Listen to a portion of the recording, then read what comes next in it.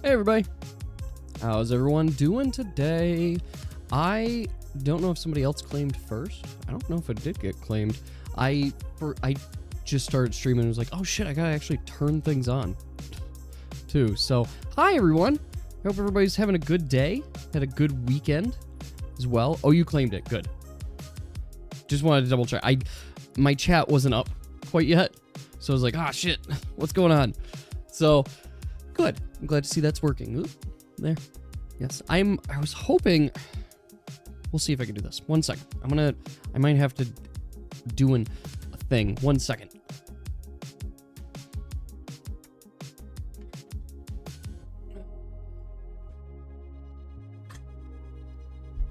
Fuck. So I'm starting by folding some laundry, and I guess I'm gonna be doing it sitting. I don't normally like to sit and fold laundry, but I get. Whoa, whoa, whoa. Sorry.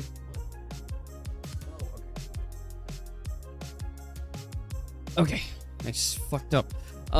Yes, so, starting the stream. So this is start of stream week, everybody. I hope everybody's excited and as hyped as I am, because, I'm very hyped. Very, very hyped. I think we're gonna do a Mac cam. Let's see, do we get a good view of Mac right now? I got there. Yeah, we got a little bit of Mac as well. 1 second.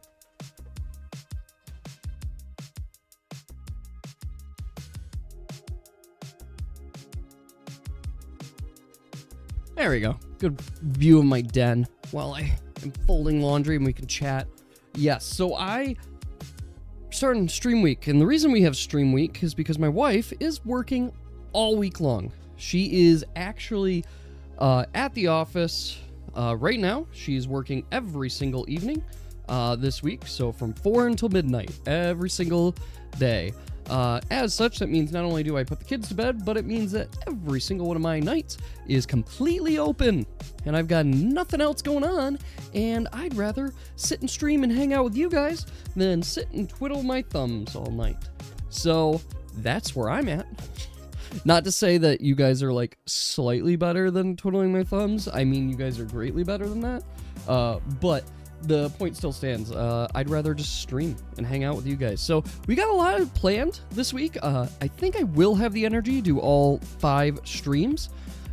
So we've got, tonight is going to be a little mixture of just chatting. We're going to chat this first part because I got a fuck ton of laundry that I have to get through. I absolutely have to get through this laundry. Don't get me wrong. Do I have to do this laundry? No. Do I want to do this laundry so that I am not staring at it all week? Yes, I do.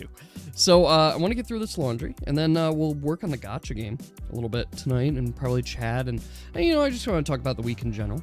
Tomorrow, we're going to be playing, a game. It's been so long since we played a video game. But we're going to be playing Hat in Time. Play a little bit of Hat in Time, figure out how that's going. Yeah, he does put his paw in his mouth all there. Xazaviar stream? Yeah. Yes, we will have some Xazaviar in this stream, too. You wish to join me during Hat in Time? We will see how I feel, because I haven't played Hat in Time at all. And I don't know, I don't know anything about it, and I feel like I want to have the experience of the game, right? Because, like, you know, first-time experience. I don't know what to expect. So we'll see how I'm feeling. Well, I probably will open it up to multiplayer at some point in time, but I might start on my own. Very Apple-coded game. Good. Yeah, well, like, I might start on my own and then let people join in, too. We'll see how I'm feeling. I'm not going to commit to anything. Yeah, no Borderlands this week. It's been so long since I played any video game, let alone, like, Borderlands as well. Will I do more Left 4 Dead 2? I do want to do some more Left 4 Dead 2. You know, I'm nostalgic for the game, and we sucked ass so hard a couple times that we did play it, and I'm like, we could do better. We could absolutely do better. But no, this week game-wise, it's probably just going to be the one stream, too. Like, I think it's just going to be the one stream for games, and then the rest will be just, you know, miscellaneous other things, too. Gacha game work, as well as we've got Spy Kids. I think we want to watch some movies on Thursday. So that won't be a YouTube or Twitch stream because legalities, and I don't want to be caught doing illegal things. But that'll be legalities. Actually, the real question is, and I've been debating this too, is should I get high that stream? Because I think watching Spy Kids high might create a new experience for me. I don't know. I haven't thought too much on it as well.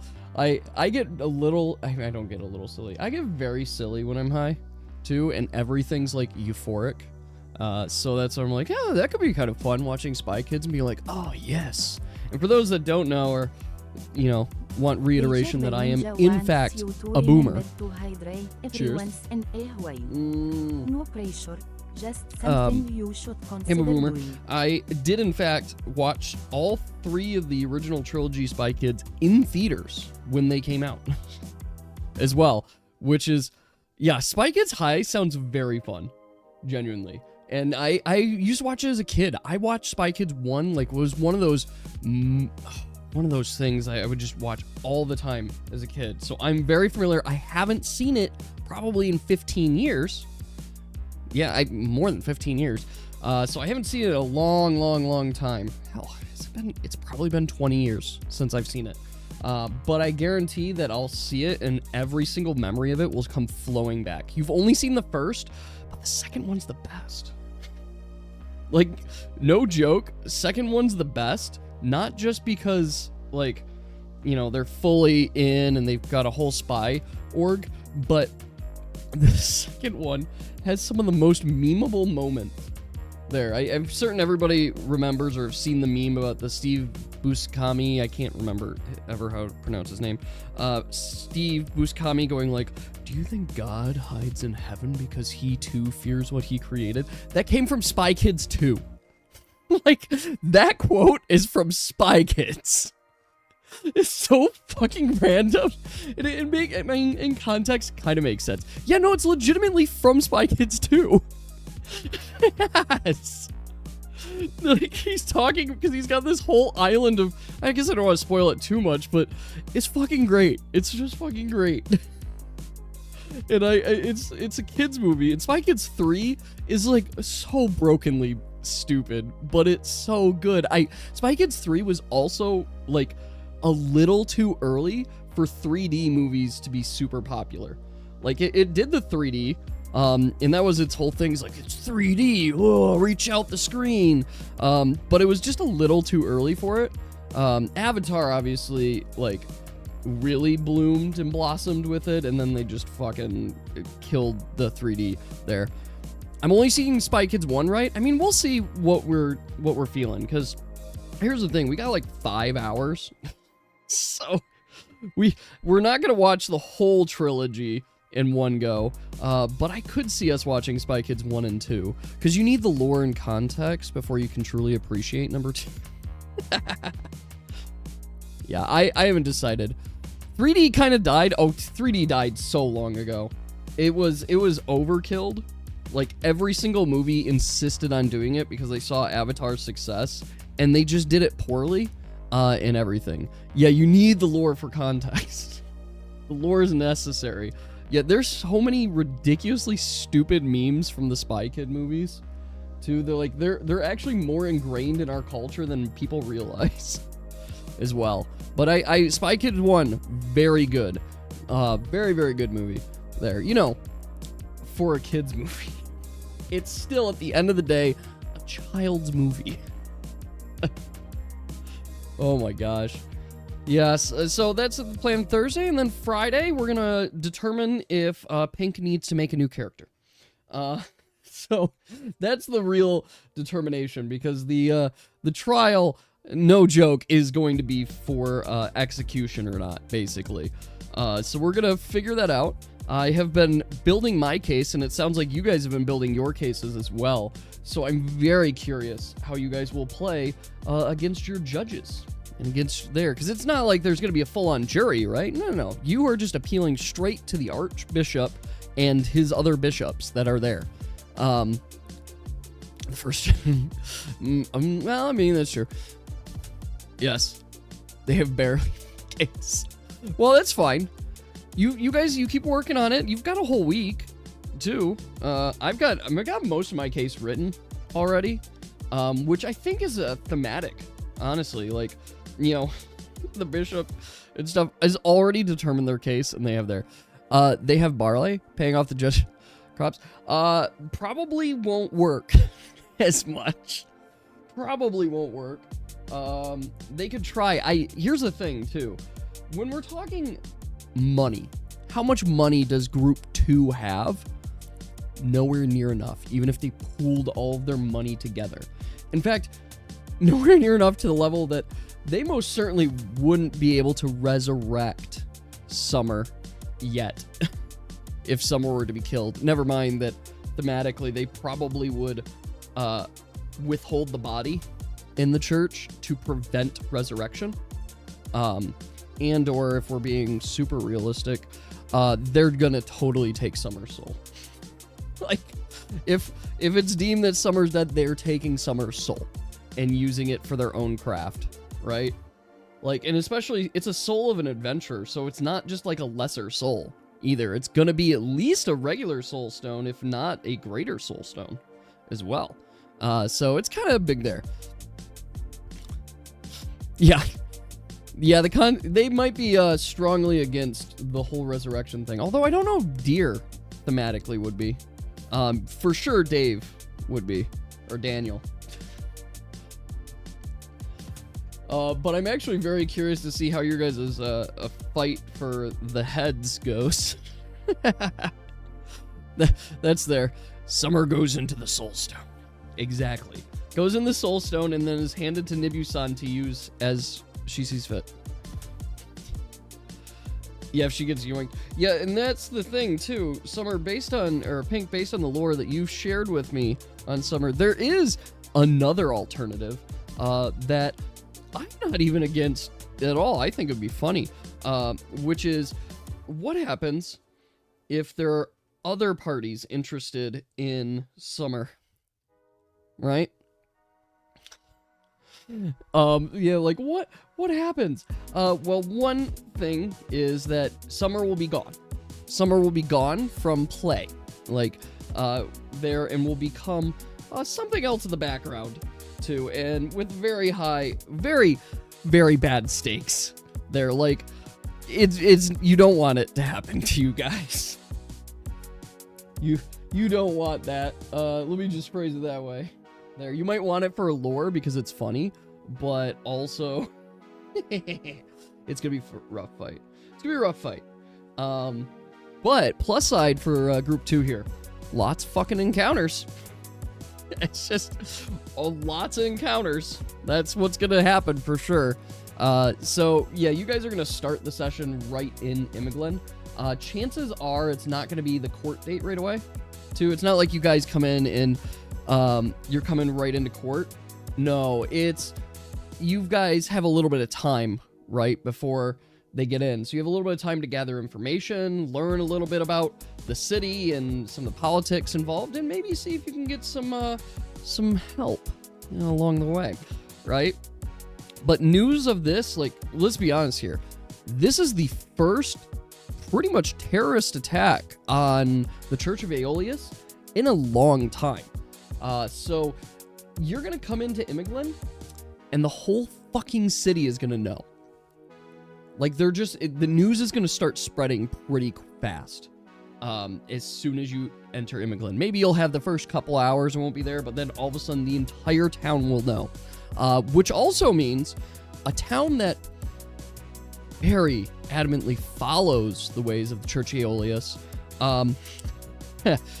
they might not be so happy for anybody affiliated with Summer as well. Just throwing that out there, hint, hint, be careful what you say, because Summer might not then be the only one in danger. You might, like, get denied a place in the inn. You might, I don't know, get stabbed in the street. Kind of level stuff. Like, there's a lot of shit that could go wrong here as well. And trust me, I've thought of a lot of it. I've thought of a lot of wrenches I can throw in your guys' plans leading up to the trial. But we will be spending probably most of the session on the trial. Summer may get worse than death. And honestly, in many ways, Soulstone is worse than death. Your soul lives on in whatever they use it for. And at least with some of the spells, your soul stone just gets crushed and you heal someone. In other cases, it's like, oh, you get to live in a ring forever. So that's what it is. There. Yes, Dave. How is you? What if you ate the soul stone? So let me phrase it this way. I think we've talked about this, Apple. First off, if you eat a soul stone, like let's assume it's not you, right? Let's say something ate a soul stone. It would be like eating rock, and then the soul would just kind of slip out because it's not bound to anything. So it's not like you'd gain any value, right? From it, because it's not being bound. Now, Artanis has a little bit of a... I don't know how much I want to spoil on this. There are some lore reasons that something else would happen to the soul for Artanis. And I don't want to spoil that yet, because I haven't shared it with you yet, Artanis. Or I should say, I'm Apple Artanis. I haven't shared it yet with you, Apple. So I don't want to share that yet, because I think you need to learn some of these facts. But there's some deeper lore here that is very interesting. And you guys got some slight previews of it during the whole black hole thing. I bet some water would make you feel better. Good call. But that is just Dave. Oh, I read it. I'm just ignoring it. Much opinion. Like, why would I answer that question? Too. I read it. Right. Look, you almost shot here. Oh my gosh. I gotta be careful about putting some of these clothes on my keyboard, because I'm gonna start pressing buttons and not realize it. So yeah, I'm curious. I'm very curious to see what you guys come up with and what you guys are ready to do. I will say that one advantage on your side is that you have Nibiru-san.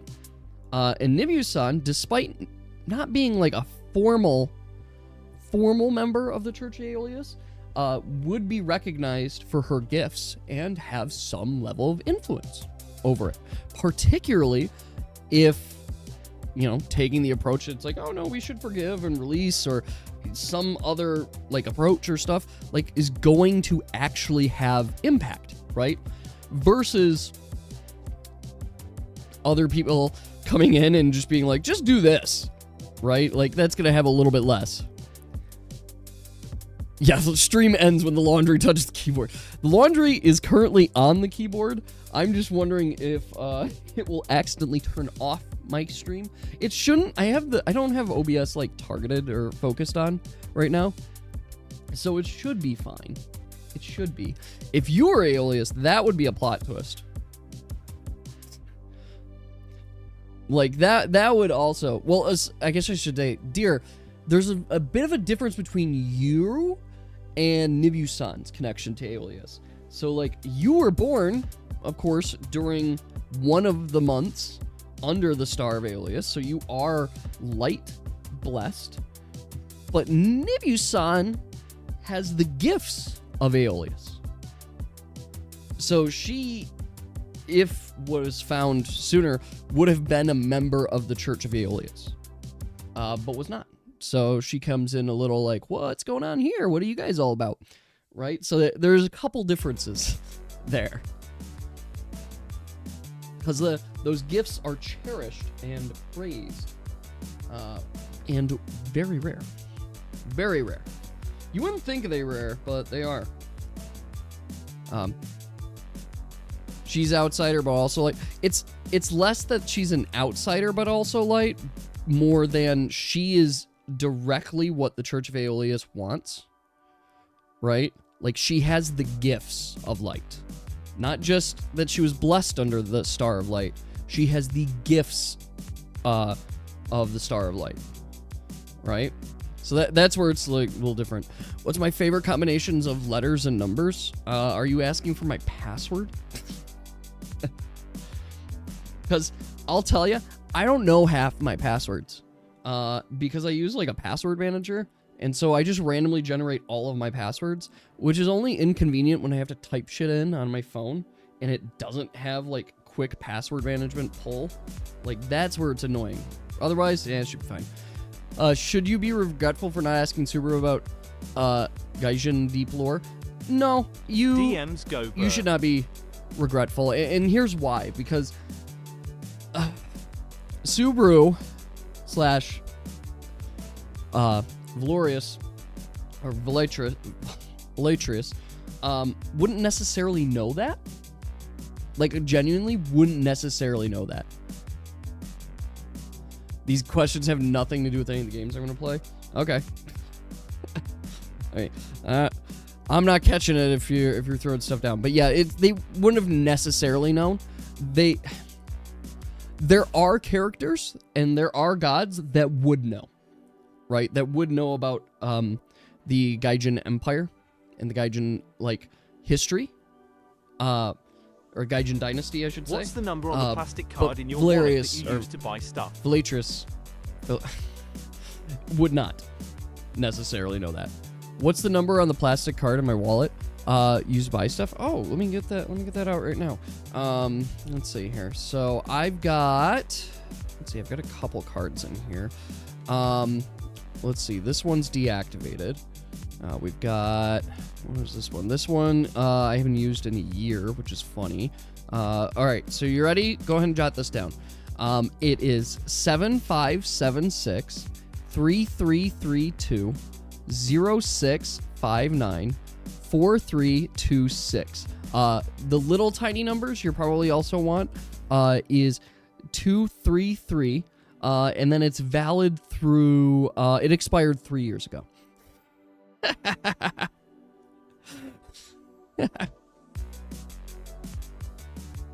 So enjoy those free numbers for you. What are the numbers, Mason? What do they mean? Oh my gosh, that is such also a part of our iconic history. Is fucking Black Ops. First one. I never played Black Ops 2 or anything, but Black Ops. Mason, the numbers. What do they mean? You're gonna need my face. Why do you need any of this, Dave? I don't know what any of this means.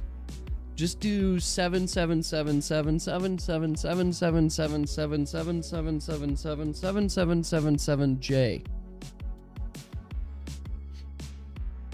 I actually I liked the story for Black Ops. I played Modern Warfare 2's story, so I enjoyed those quite a bit. So it's like one of those, like, I wouldn't mind there. So 10 sevens, it's a max of 10. Sure. Sure. It's a max of 10 sevens. Oh my goodness. My wife, before she left, she also said that she was feeling sick, which is not a good start to a week there. So we'll see how that goes. Well, sure, you can replace it. Dave, you do whatever you want. I'm not even going to remember this conversation in an hour. Oh my goodness. So I got some good news. I've got my final step interview for a company is been scheduled for Friday this week. Right? So I will say what there. Would we meet said god trickery in the future? Potentially.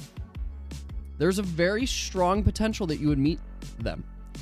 Very strong potential. But I'll continue my quick story. So yes, I'm in final steps interview with a company, and I'm gonna get offered the job. I'm so certain of it. The one sticking point that I have to work around, and it's just a sticking point, and I hate it, is that this job is located in like Detroit, like inner city Detroit, which is hours from where I live. And as such, that kind of makes commuting unbearable. And, you know, it'd be fine if I was going in once a week, but they want people to go in 2 to 3 times a week. And the person that would be my boss really emphasized that, only made funnier by the fact that he himself doesn't come into the office. In fact, he, as a condition of his employment, said they had to start up an office in his hometown. So he runs that office and is traveling all the time, so he's not even fucking there. So it's kind of like rules for thee but not for me situation. So not a fan of that. I would be negotiating with them a couple of things because there's no way in hell I could do those drives. But one of the things I would negotiate is like, I would come in, I want one day a week in the office is what I want to argue. Like that would be my comfortable, I don't have to look for a new job today kind of thing. If they say 3, I'm looking for a new, I'm not even stopping the process with other things and they might not get a 2-week notice kind of case. But 2 is still feasible because they like to do Monday, Tuesday, Thursday as their days in the office. So I could do Monday, Tuesday, and then I would just look at staying down there. So I'd spend the night away from my family, which fucking sucks, but is a sacrifice we could make for the sake of, I don't know, having a fucking job. Like, it's a sacrifice be willing to make. So that's kind of what I'm leaning into. But there's also just one more solid reality of I don't know what they're going to offer. They're a startup. And when I asked them about benefits, which I'm main provider for my family, money is money, but there's also a reality that I can't find alternative employment if I'm spending all of my time driving. And that's not worth it. There is a point where it's just not worth it. And the truth of it is, my wife and I are stable enough right now. We are stable enough. We're not thriving. We're not saving anything. We're just flatline stable. And that's not going to be able to last forever, but it's able to last for one that is... Okay, I mean, that's one approach. So, I'll just be real with you guys. If they offered me something like $80,000 a year, I'm turning it down. Just straight up. I'm turning it down because that's not worth it for the amount of my life that is now ruined by this job. Like that's just what it is. It's just not worth it. We would it would be like it would basically be a huge waste of my time. I mean, if I robbed people, that's free, but it comes with inherent risk that I'm not quite willing to take on, but we'll get there. So that's kind of where it's at, is that I'm like, I want to see what they offer. I'm not optimistic because when I asked them about benefits, they told me, well, we make sure that all employees are paid heavily in equity. Cool. Equity. Darius, how's it going? I love Catan. I absolutely love Catan. Catan's one of my old classic favorites, but I haven't played it in a while because I just have other games. I mean, if I just won gambling, then it would be a non-issue because I could just sit here and do this all day. So, yeah. So we're getting there. We're getting there. It's good progress. That's the big news, is that making progress, hitting final steps. I'm doing well. We're starting stream week, so this is good. Rob a bank. Yeah, rob a bank. I don't even know how I would start that process, honestly.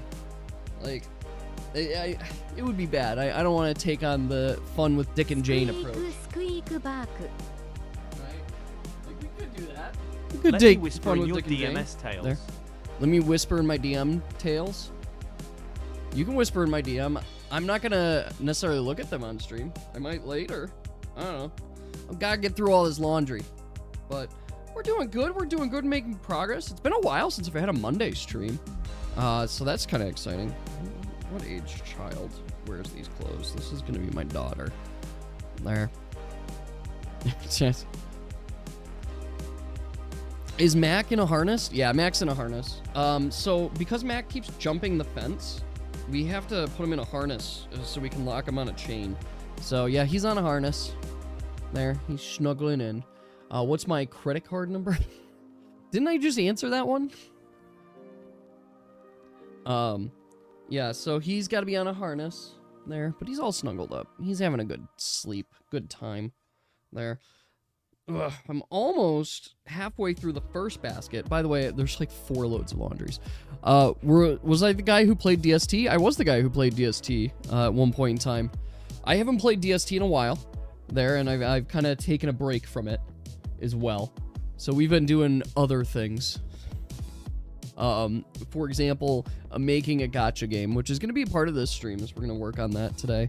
I've made a bunch of new feature updates as well for those that have been following along with it too. Oh, you're right, I am not. I've never heard of DST. Daylight Savings Time? I've never played Daylight Savings Time. That was actually one of the hardest parts about looking up DST. Is that I just kept finding Daylight Saving Time and like, no, the fucking game, not just Daylight Savings Time. Every single time I'd look up something. I was like, oh, there it is. Rain World. I've heard of Rain World. I actually don't know anything about Rain World, too. You like playing Wort? Yes. That's, if Pumpernickel's in chat, he does that. He is very anti-Wort. Right? I didn't get to play Wort at all. I had Dwartix and who else? Wanda. Wanda was the first unlock I did. And that was like an easy choice too. Wanda looked cool. Daylight Savings Time. Ooh, that game. It's my favorite. Yeah, so struggle's real. We had some my sister-in-law and her boyfriend over yesterday because yesterday we did family pictures, and let me tell you guys, family pictures with young kids, don't recommend it. I just don't recommend it. It's a disaster. My son did pretty well. My youngest daughter did pretty well. Middle child was literally saying, I don't want to take any more pictures. No, I'm gonna look at these pigs. At one point in time, to be fair, we were kind of in a farm area, but she was just like, no, I'm not about it. So I had to keep giving her pep talks to be like, look, one more picture. We just need like one more picture and then you're good. You can do whatever you want. She's like, oh, fine. I'm like, if you do these pictures, you'll get pizza. Fine. But it was pretty consistent of like, no, I don't want to do that. That's all boring. This is ugly. Why do I have to go? And then she took some good pictures, but a lot of times she was like, smile. And it's like, we can't get good family pictures that way. That makes it hard. So that's where it's a struggle there. Oh man. 7 liters max. What are you filling out? Are you filling out one of those MASH things? Are we gonna find out that I'm gonna be married with 10 kids, have a nice car, but live in a tent? Like, is that what we're doing? Did someone buy a cow this time? Did someone buy a cow this time? Thankfully, no one bought a cow this time around. That would be quite the story. But yeah, my sister-in-law and her new boyfriend came over last night. We actually played some board games there. It kind of is blocked right now which pile, but we played a couple games, and definitely one of the games that we played was this game called Decorum, which is a game about decorating a house as a cooperative means. But the crux of it is that as you're decorating the house, people will change things in the house, and you're gonna hate it, and then you're gonna vocalize that you fucking hate what they did too. So like, I had a condition last night that the kitchen had to be full. The kitchen had to be full of like a lamp, a picture, and had a curio. And every single time someone removed one of those items and left an open slot, I was like, how dare you? I need you to leave. There. So it's like, just get out of here. So it was very fun. Very, very fun. And it was a good night all around too. Was definitely low energy after the day, but it was a good night. Good night. I'm happy with how it turned out, but now my sister-in-law and her boyfriend will be traveling back to California, so they're gonna be outie soon. They visited a lot of the big sites in Michigan, and for those that don't know, we have a place called like Mackinac Island, which is a really cool place. It's an island. It's an island. They don't allow cars there. It's like a really tiny island, but it's like just kind of nice. Nice little walk around. They've got some good scenic views, and I've seen it on TikTok advertises like, if you want the Bridgerton experience, you want to feel like you're actually on Bridgerton, go to Mackinac Island. They outlawed cars, and you have to take a ferry to get there, and it's like, yeah, it's all kind of cool. It's definitely touristy as well, so there's a lot of just overly expensive fudge there, and I guess if anybody wants to know, yeah, they sell a lot of fucking fudge. Mackinac Island. So it's good. It's good shit. I enjoy it. So they did that, and they also took some of the gummies that we didn't want anymore. Dude, my sister-in-law was the one that got us hooked on gummies there. Yeah, look at that puppy stretch. He's also there. You had some crazy good fudge. Ooh. See, I've had phases with fudge. I've had phases where I'm like, oh yeah, I'm really enjoying fuzz and I want to get some more fudge, and I've had phases where I'm like, this is the most disgusting thing ever. I have a distinct memory. We went to, I think it was in Traverse City. We went to kind of like a children's museum, and at the end of the museum they gave us fudge but on like ice cream cones, and they scooped it like it was ice cream, so it was kind of like eating ice cream, and that made me so sick and gross. Like I was like, ugh, I just can't do it. So you kind of like, you gotta have it in small doses. Like you gotta have it in some small doses.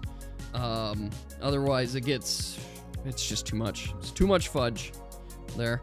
I definitely get out sugared on it, a little quicker than I'd like to be. But you know, that's life. It's weird to say that with my sweet tooth that I get out sugared, but fudge does that to me. I cannot have too much fudge. How did I mess this up? That's fine. I'll just put this over here. My piles are everywhere, and that's not good. I'm running out of space quick. Oh boy. What crows say? There. But yeah, Mac's been extra snuggly lately. I think he's finally gotten over the hump where he's like, you know what? I think these people are gonna keep me. I think I like it here. And now he is every single day intentionally trying to snuggle us, trying to get like nice and close and in our space, and it's cute and annoying, but it's wonderful. I'm just glad to see that kind of development in him. Would I rather never eat chocolate or never listen to music? That's a good question. I think I would land on the never eat chocolate side, because I really love music. I enjoy listening to music. It's good for just background, but it's also just, it's nice, it's necessary, and I feel like life would be too quiet without music. I could give up chocolate. And there probably is going to be a phase in my life where I'm just going to have to. Also, on the side note, complete side note, you said just chocolate. That's not all sweets. There's plenty of other sweets I could have that are not chocolate, right? Like chocolate's a nice, good go-to one, but I can eat other things. Too, I can still have non-chocolate ice cream. That's most of the ice cream I eat. Like, that's not a big deal. So that's good. Would I rather Xavier or Xavier? See, that's an even harder question. So I think when I think about it, I probably Xavier, but I could. But when I think about Xavier, I probably want to. See, it's tricky because if I do one Xavier, then I can't the other one. But if I don't Xavier, then I still get Xavier though. You know what? I think I want Xavier. Mac has pink toe beans. Oh yeah, he has pink toe beans. He is very pink too. Since he's shed his winter coat, we have seen more of Mac, and he has some weird bruises and stuff all over him too that were like, oh, interesting. We didn't see these before when you had your winter coat on too. But he's as sweet as can be. He's got his little toe beans there. He likes to snuggle in. He likes to, like, when he's given permission, he'll get into our bed and just climb all the way up, like slither up and just like spoon with us.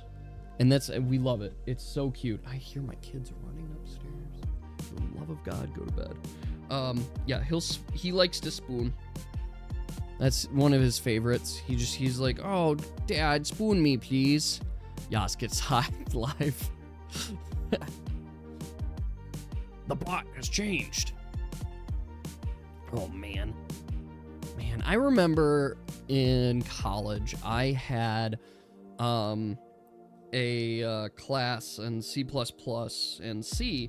And my C class, we actually, at the end of the course, learned a little bit about hacking and stuff and how to actually do it.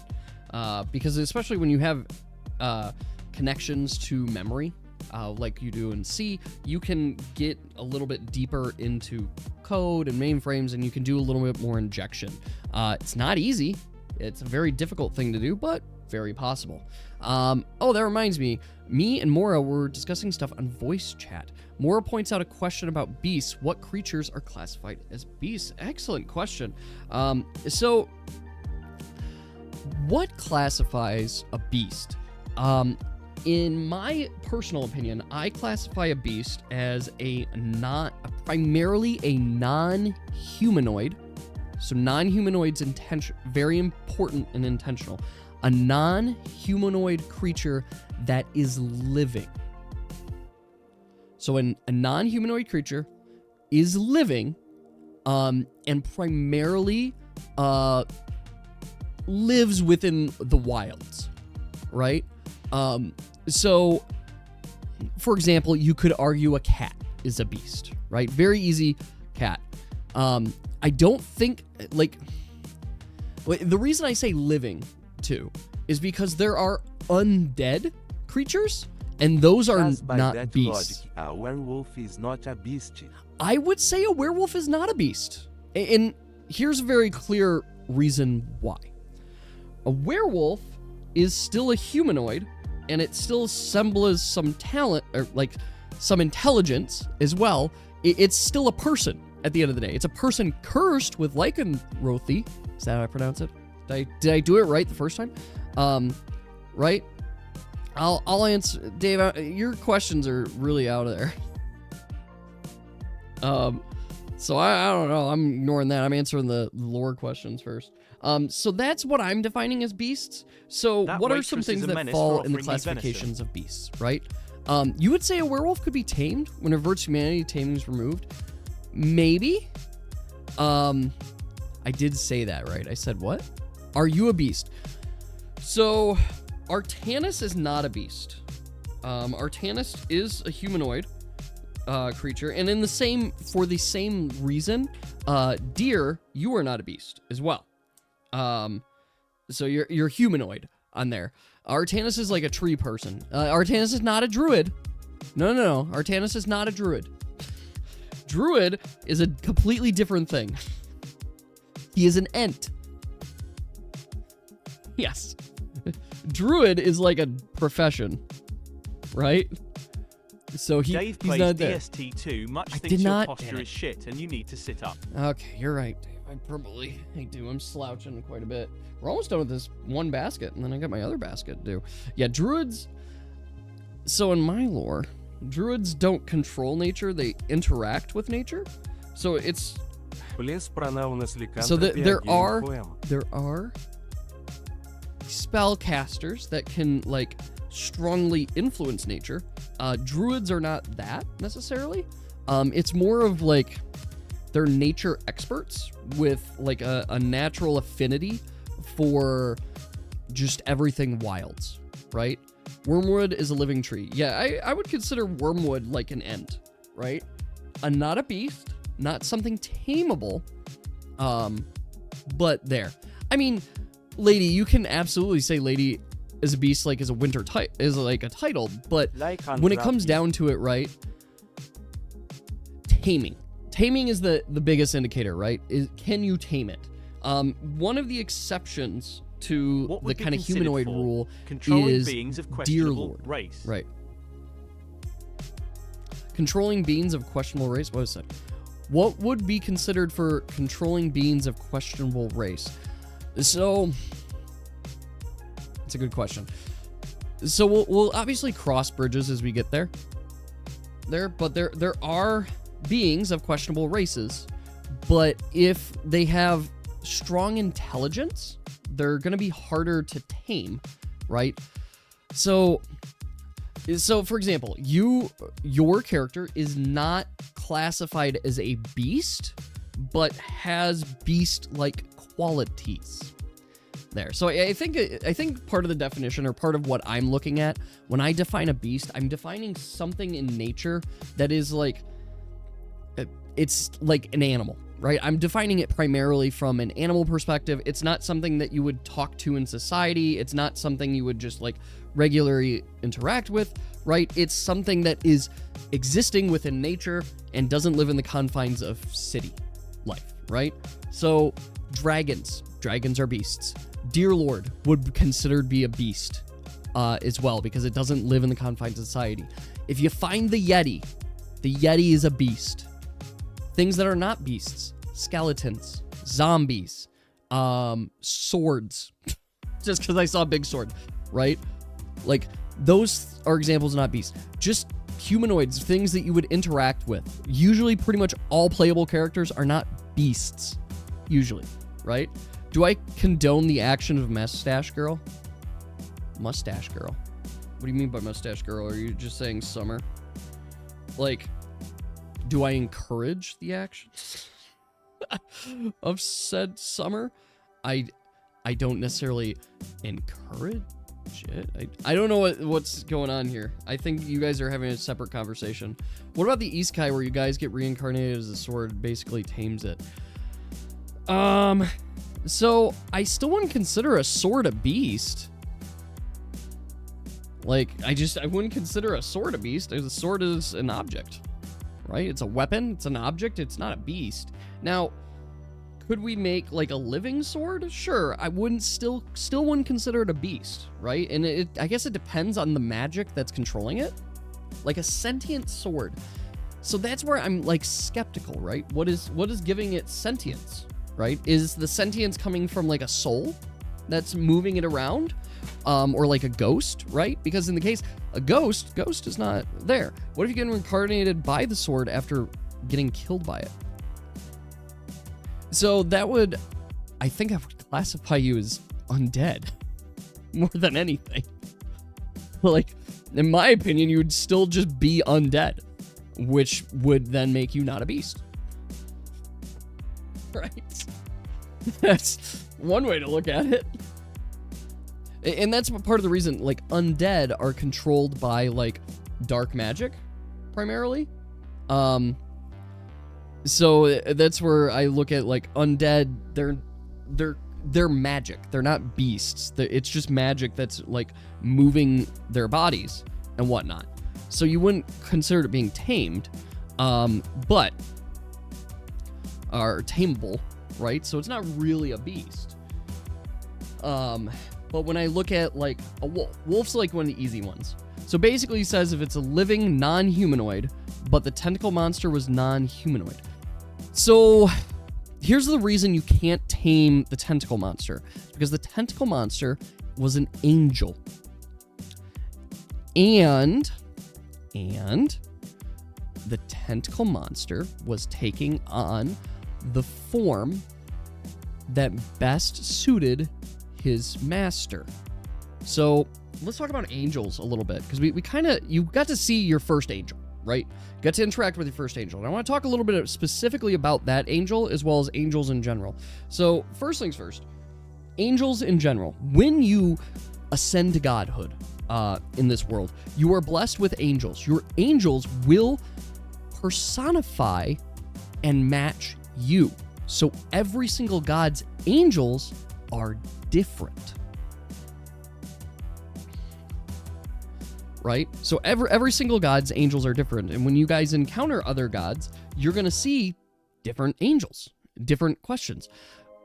But here's the thing, too: the angels are only as powerful as the devotion to said god. So, there's a reason that Valtris's angel wasn't as strong. And once again, why did Valtris not attack you guys? God won't carry out divine judgment. himself, that would make him look weak, right? He needs an angel to do his work for him, right? That you don't want to come across as weak, especially to like mortals, too. So like, but if Valatrus had to step in, Valatrus would whoop ass. Just in summary, would just whoop ass because he's a god, right? He's got a lot of power in centuries of exploring knowledge. So anyway, what am I getting to with the angels? Gods will always have like one primary angel. One primary angel, it's their first blessed, and in case of Valatrus, that was Kira and Lago. Now, why is it called Kira and Lago? It's because Kira and Lago took on the form that best suited Valatrus and his gifts. Kira and Lago took on the form of a shapeshifter. So Kira and Lago was also a shapeshifter. And one of the stronger shapeshifters, those who are particularly strong, can not only morph their body into just pretty much any form they like. So they chose that tentacle form because it was a very powerful form. But you'll notice it wasn't two forms. It was one. Because very powerful shapeshifters can also shapeshift themselves to look like multiple forms. They'll always be like, it's not literally connected to the hip, but they'll be connected to each other, right? It'll just give the appearance of multiple forms, but it's always one. So Kirin Lagos is actually just one form. It's one shapeshifter that has gotten the blessing, essentially, of being an angel, and was created as an angel for Valatrus. Kirin Lagos was also severely weakened, not just because like battles and stuff, but because Valatrus's devotion and his following has been much less because he's been an absent god. He's been a complete absent god, so people haven't been paying him devotions as much lately. And really powerful gods will have multiple angels that will either fit multiple needs or take on different forms entirely. So we talked about taming, right? And one of the things we talked about with angel forms is they don't have to take on living forms either. Sometimes angels can take on the forms of weapons and being divine and specialized in weapons as well. So for example, a goddess of war might have multiple angels, and some of their angels might be specialized weapons that transform and protect. So think of it like this way. Like a god of war, you go to attack him, he has a somewhat sentient shield that is there to protect him, right? Well, dear, I assure you, and I assure everyone here, you're not ready to take on a god. I assure you. Just because his angel is weaker does not mean he was weaker. It was him sending a soldier to carry out his bidding, because it would have been beneath him to do it himself. It would have been absolutely beneath him. But we're talking that I did calculate Valatrus' damage out. You guys literally would have been all one-shotted. Easily. There, we're talking like immediate, just dead kind of cases, too. But never mind the real truth of it being that how could you hit the God of Illusion? Were you sure that you were talking to the physical body of the God of Illusion? Or was it also one of his illusions, right? Imagine someone who's an illusionist. How are they going to expose and visualize themselves all the time, right? They're going to just vanish when they need to. And they're going to only show themselves when they want to, right? That's where it's there. What if you one-shot the god? You would have to really put effort into it. Because there's another thing that I didn't talk about, too. So let's talk about Valatrus, just for a second. The illusion that he put out, right, required a lot. But let's think about it from a meta perspective, right? How much fucking stamina was he burning? How much stamina do you think Valatrus had to have been burning to put on that kind of illusion to that kind of degree?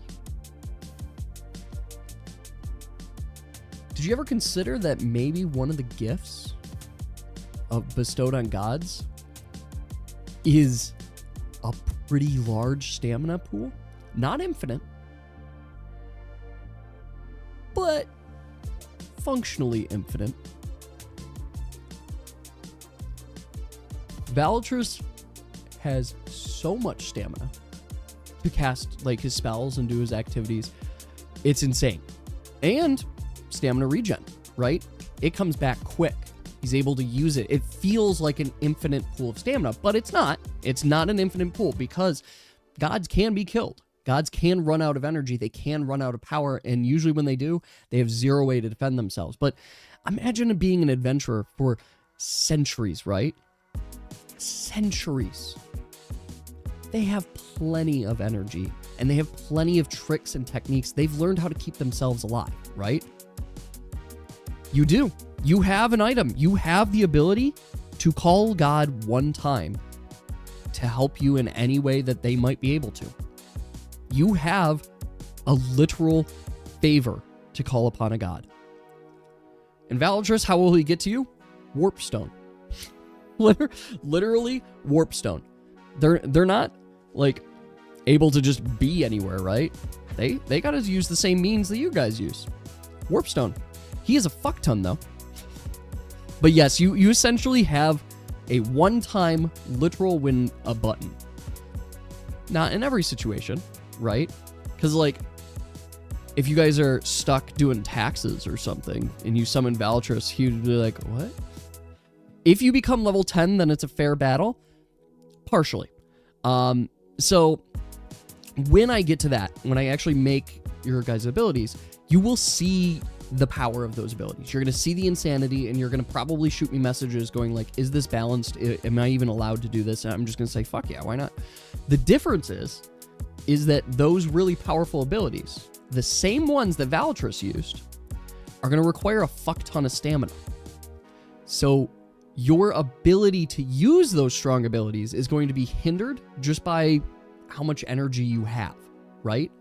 But if you were to ascend to godhood, all of a sudden those abilities that you were hindered by the fact that you just didn't have enough stamina, now you're not hindered anymore.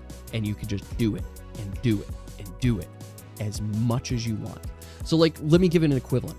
Valatrus, probably as a level 10 illusionist ability, has the ability to warp perception and feel, like not just perception of reality. The touch, the feel, the taste, the smell, all the senses are able to be impacted for a single person, a single target. What happens if you cast that spell multiple times? One for each target. What happens if you keep recasting that spell because you just have the stamina? That's how he's able to create his own world. Apple, you're correct. You are absolutely correct.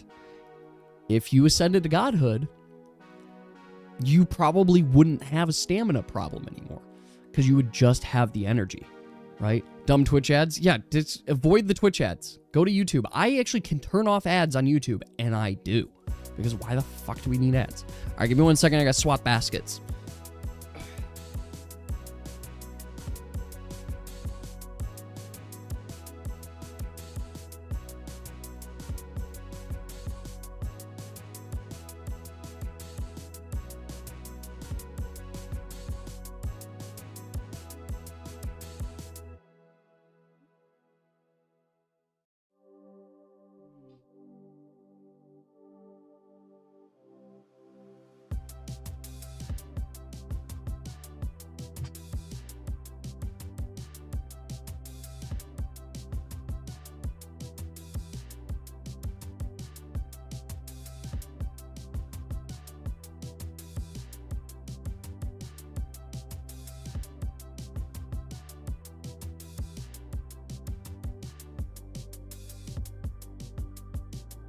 Sorry, I didn't realize the basket was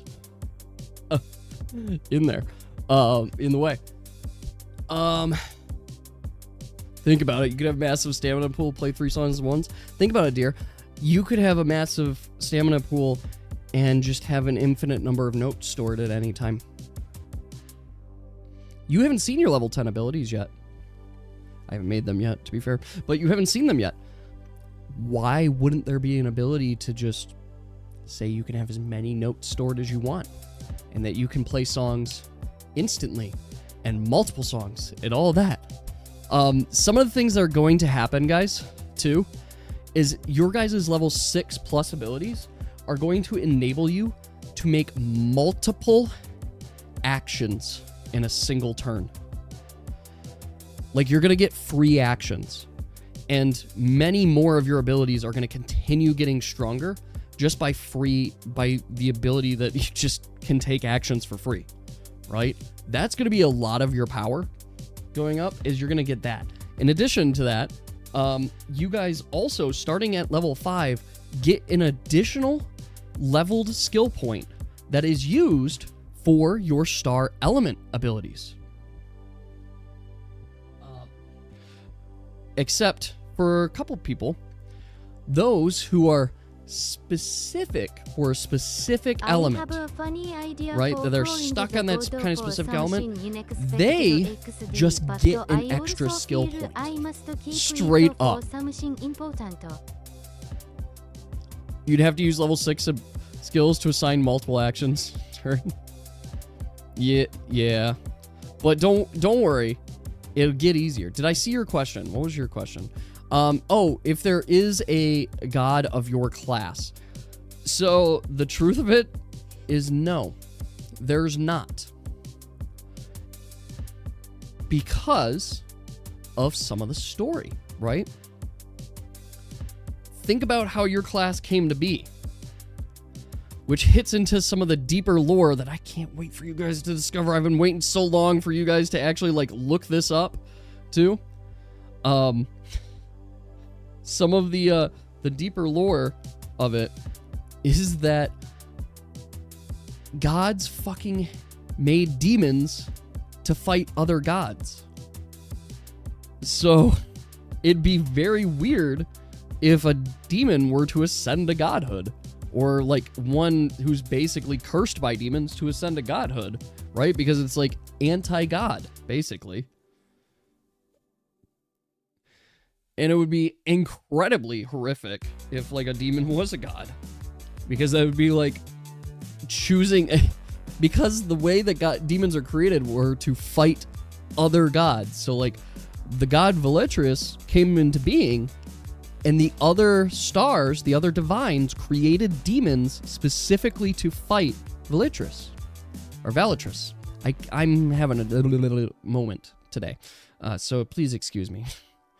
Yeah, so like, taking that into account, it's pretty insane. But doesn't mean impossible. Would a bard god just be the god of music? There is a bard god. That you guys are aware of. Her name's Pantalia. I actually have, let's see if I can just show it here. On the Discord, I have a little bit of Pantalia's lore. But Pantalia is the god of festivities. Let me see if I can pull her up just to show, because it is in lore pictures. I actually have a picture of her, I believe pre-ascension as well. So before she formally ascended, yes, here she is. I'll show it here to you guys here. This is Pantalia. This is a picture of her before she ascended into godhood as well.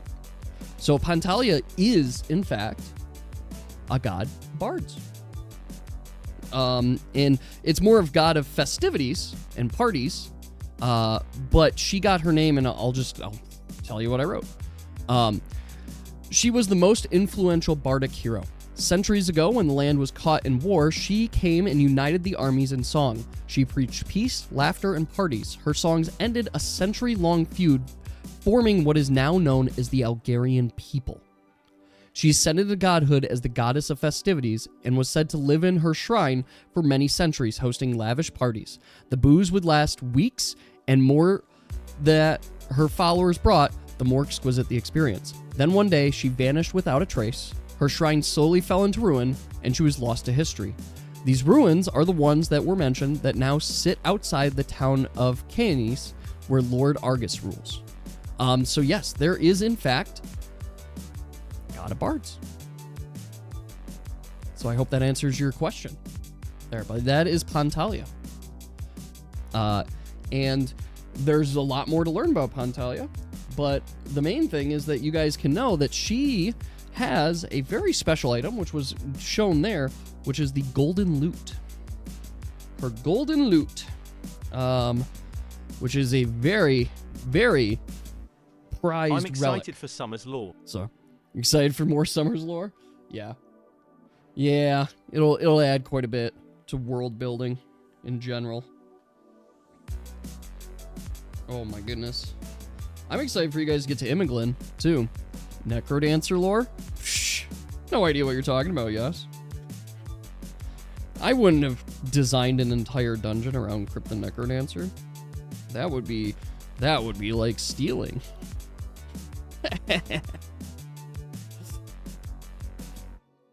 Oh my gosh, I don't know if I could see that. I know what the final boss is. I know it is the loot. Because I was looking on the wiki and I just kind of like started browsing all of it. So I know it's the loot. There's no fucking way I can get there because I have to do it as Arya and I can't. Arya's too hard. Plus I'm out of practice, so it's even harder. This is just Terraria Calamity. Not alone, at least. Not alone. I mean, you're correct on that, Yas. We could do it together. We could get there together. I was also thinking maybe, I don't know, it's up to you guys. You changed weapon? Yes, you're fine to change weapons. That's fine. Here's the thing. Like, I'm not gonna... How do I phrase this? I am not gonna be like a stickler and be like, fuck you. You can't change weapons. You have to go to town and spend 4,000 gold to change your weapon. You just change your weapons. I don't care. There. The biggest weapon surprise that I have is I'm surprised Lady hasn't just switched to a spear yet. Like, you have access. You can do it anytime you want. And if you want to make it your ice spear, all you have to do is get it enchanted. As such.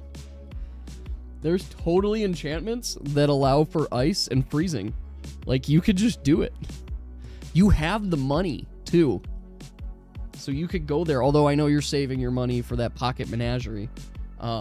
There's no way Valatrus would have given you guys a pocket menagerie. He doesn't have pocket menageries. He doesn't have a use for it.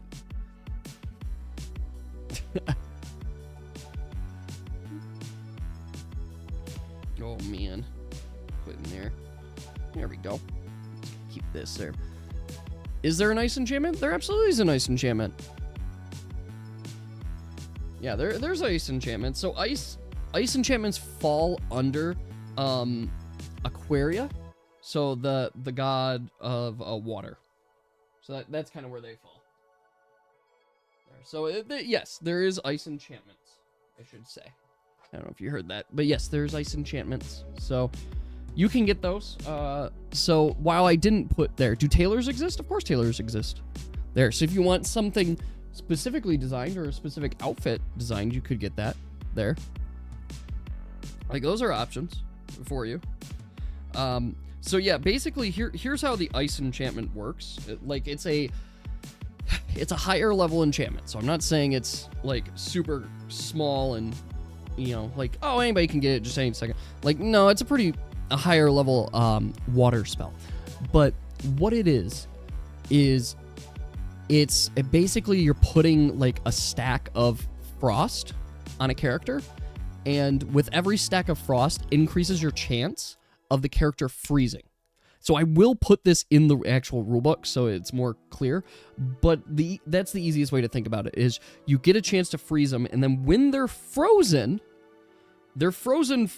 and they have to make a pretty high save to become unfrozen. But your damage and your ability to smash, and that's why I haven't put it in the rulebook yet, is because its ability to smash, and not just smash, you know, other players and characters. You can use blunt weapons to shatter the character then. Right? Like, you can literally shatter them and like insta-kill things there. Which is why it takes a moment to freeze them. So it's not instant, and the weaker the character is, the higher chance you can freeze them there. I should add an enchantment that applies seasoning to the enemy. Apple, we don't have to make that enchantment. just grab a thing of salt, wrap it around your sword, and then when you smack, it'll just naturally come down and slowly salt your enemies. You can call it assaulting them. But is there a sleep enchantment? Yeah, there is, actually. There is a sleep enchantment. That said, its effectiveness is... you need the right kind of thing for it. You are more suited for it because your weaponry also allows, like, playing music. But think of it this way. I could put sleep on, like, my sword. And then I'm fucking hitting someone and saying, go to sleep. It actually feels like a snake oil enchantment. If you hit them long enough, they'll go to sleep. And then they do, and you're like, wow, I guess it fucking worked. And they're like, oh no, they're just dead. Ah, I didn't proc. Yeah, I like that better, so I'm just gonna call it, like, yeah. Yeah, basically they'd immediately wake them up when you hit them. There. So, like, they're asleep, and then you hit them and they wake up. So it could be useful for one time. Blunt objects work better with sleeping enchantments. Well, so the blunt weapons, or the bludgeoning weapons, do have stun, and stun is a form of sleep. It's a form of sleep if they can't do anything anyway. But yeah, having, like, a blunt weapons give you stun, usually, which is a good way to just knock out their turn there, but it's pretty high roll as well. Put that there with skarts. Skarts. My wife is starting to have more clothes than me in the laundry because I am not working and she is. So she actually has, like, for a long time it was just me changing clothes all the time, but now the tables have turned. Oh, how the turntables. This is another hung item. There. You switch to loot because you get to pass. Yes, you do. You do get to pass their damage resistance a little bit because the loot is a piercing weapon. What? How is a loot a piercing weapon? Because when it's spiked.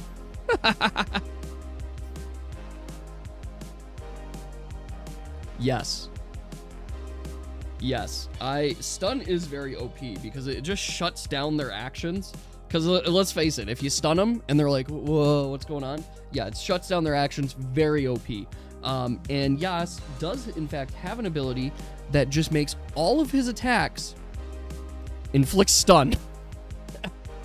Am I regretful when I do it? No. No, I'm not. I like the thematics of it, and there are ways around it. Plus, it's not a guaranteed proc. Right? Not guaranteed proc. One of the abilities I'm not regretful about, but it is a difficult one to work around, is bleed. Honestly. And the thing is, the reason I'm not super regretful on it is because if you can bleed my characters, I can bleed you. And bleed doesn't just go away. And the reason games don't do a lot of bleed is because it's like, oh, it sucks that the player is just, like, losing blood and stuff. I'm like, it's fucking thematic. If the battle ends and I'm bleeding out and you don't handle that blood, like Artanis and Lady, we're just about to bleed out. Like, it's annoying. It's just something that's annoying, and it's going to drain you, and it's a problem you can't ignore. That's thematic.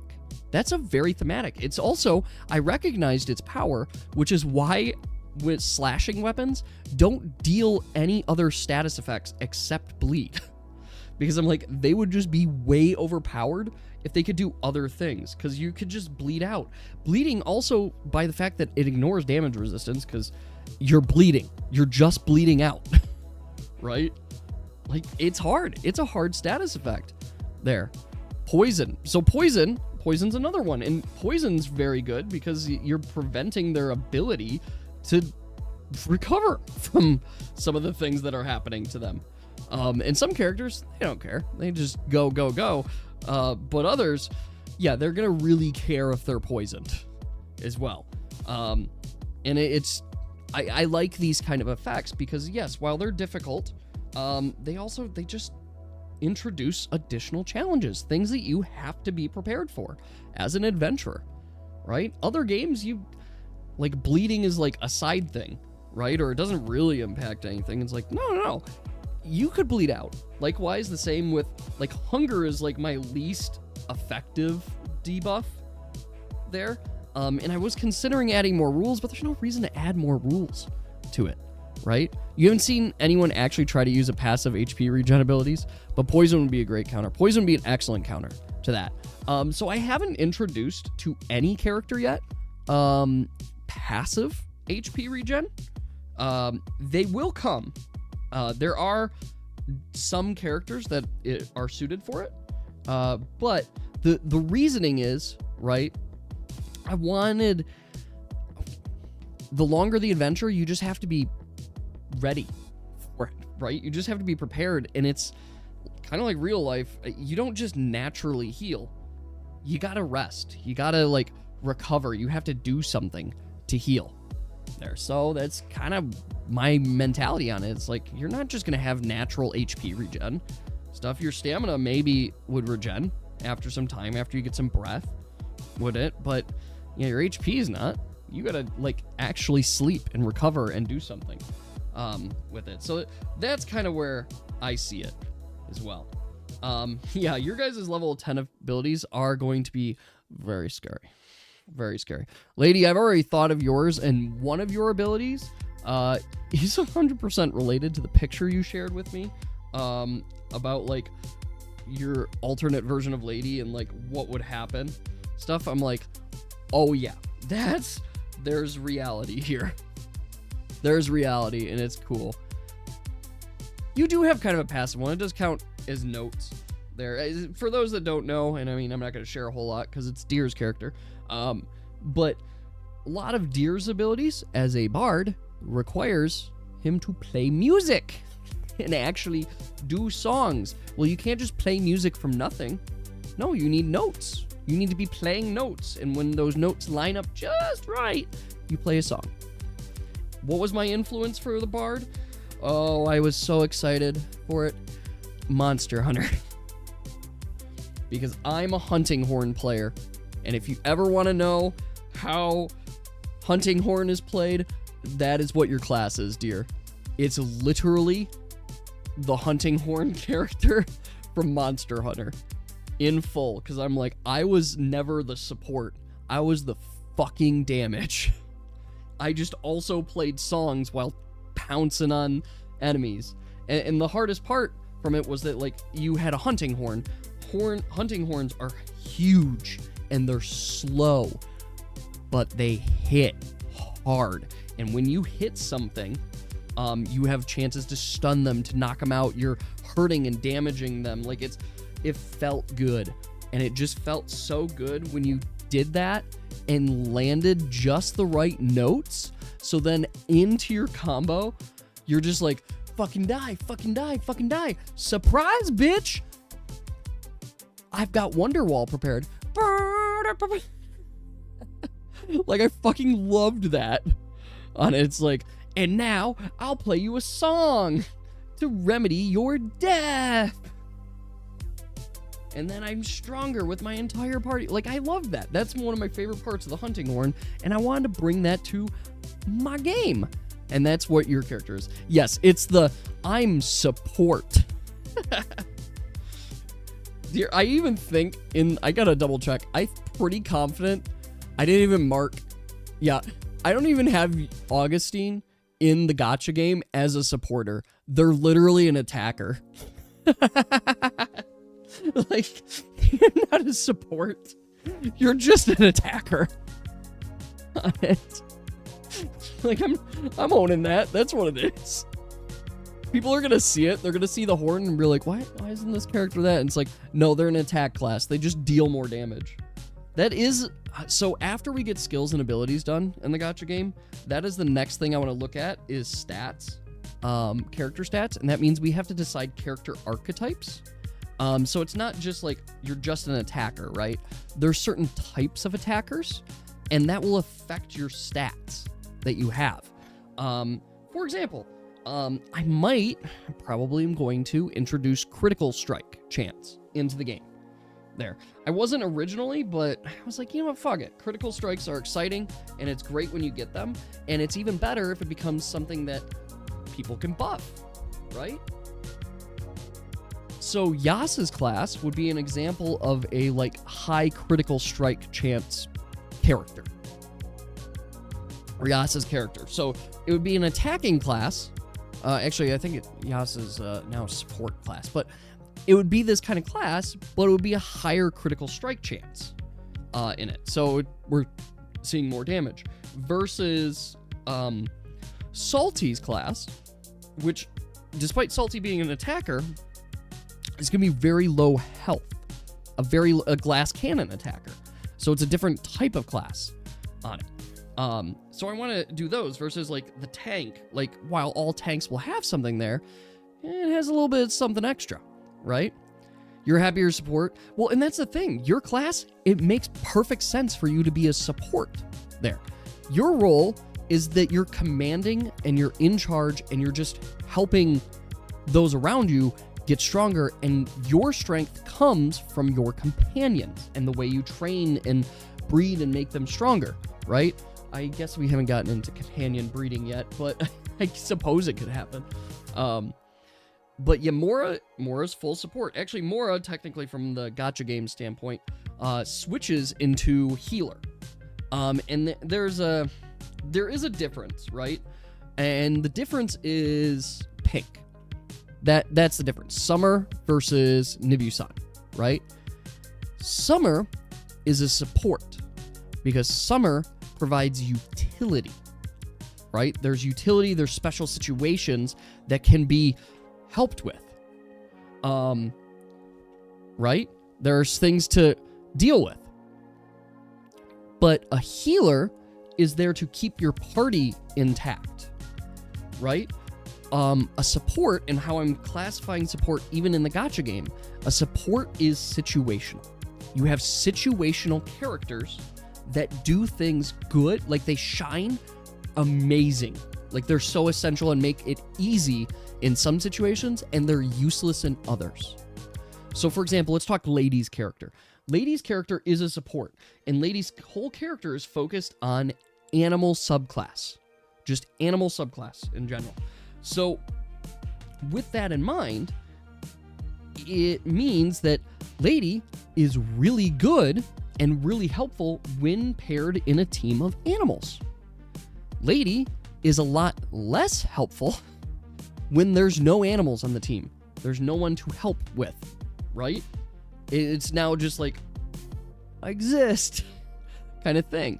And that's how I see support in general, is support supports other characters and makes them shine, and supports and helps save certain situations.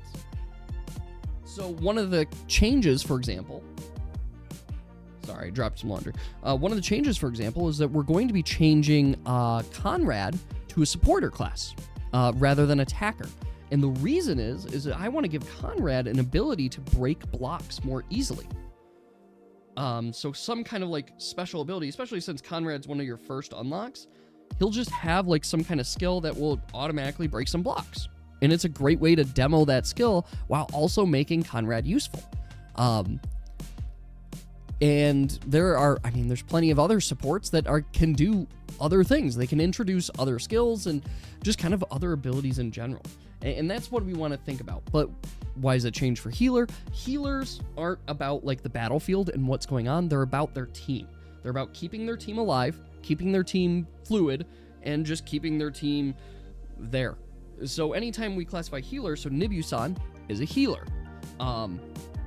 As a healer, she has one job, and that's to keep her team alive, get rid of debuffs, do healing. So you guys are going to see pretty soon, especially when we get into the actual Gacha programming as well. I've made some updates, and we're in programming and traits right now. I'm just going through all the traits and the skills. I'm starting from the beginning. I'm just starting ID numbers. So I have finished Chanel. I have finished Desmond. I finished Cubby already there. Although I might want to, I don't know, I got to look at Cubby's abilities or traits. I might want to update Cubby's traits to something more. Maybe not. But I finished those characters, and they all have their skills in there. Now they're all unique. And you can see that Chanel is like, Chanel's archetype, I would classify as aggressive healer.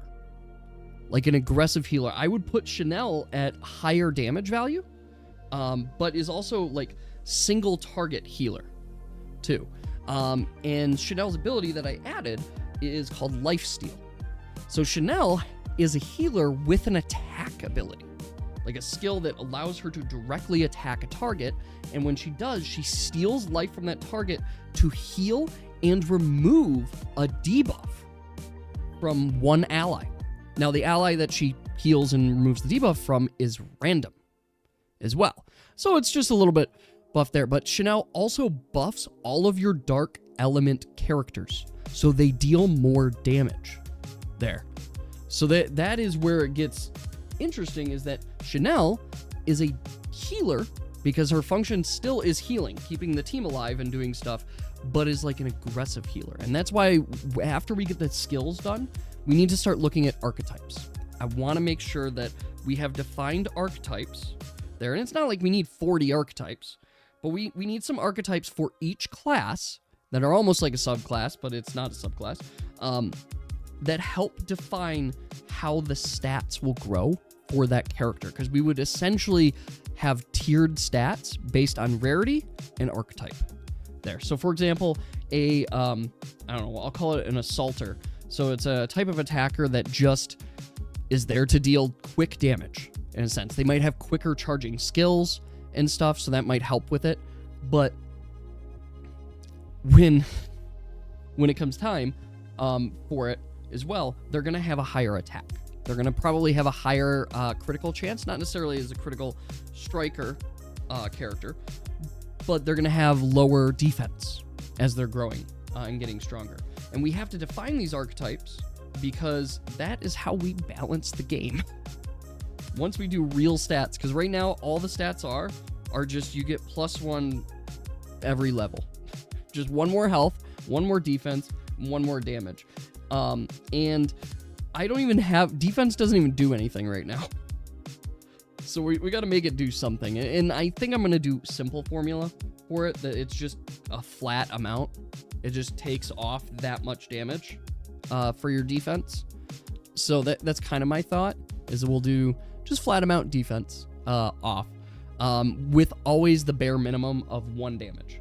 So you can always, if you hit something, you always deal at least 1 damage to it, even if you are just not strong enough to get past the defense. So that's kind of my envisionment, if you will. But we'll get there. We'll get there. So one of the skills, and I ended up deciding to go a different direction on it. Cubby, when I programmed Cubby's skill is to give shield. So I had to program into the game shield. What is shield and what does that entail? So Cubby now has shield in the game. And shield is now, I was going to go the direction that they get like Hearthstone, where they get a certain number of shields, and if you get hit, you take a flat amount of damage off, and then it removes one of the shields and such. I am now just going the very traditional JRPG direction, which is shield is just like extra health. That's all it is. It's just extra health. And my reasoning for this is it's a mechanic that people understand. It scales as well, so it makes it much easier to balance. Like, you want scaling mechanics that just is smoother for all the play experience. So it scales nicely. So Cubby's example for Cubby's skill, when Cubby uses his skill, he gives a random non-human or non-animal character a shield equivalent to 25% of Cubby's maximum health.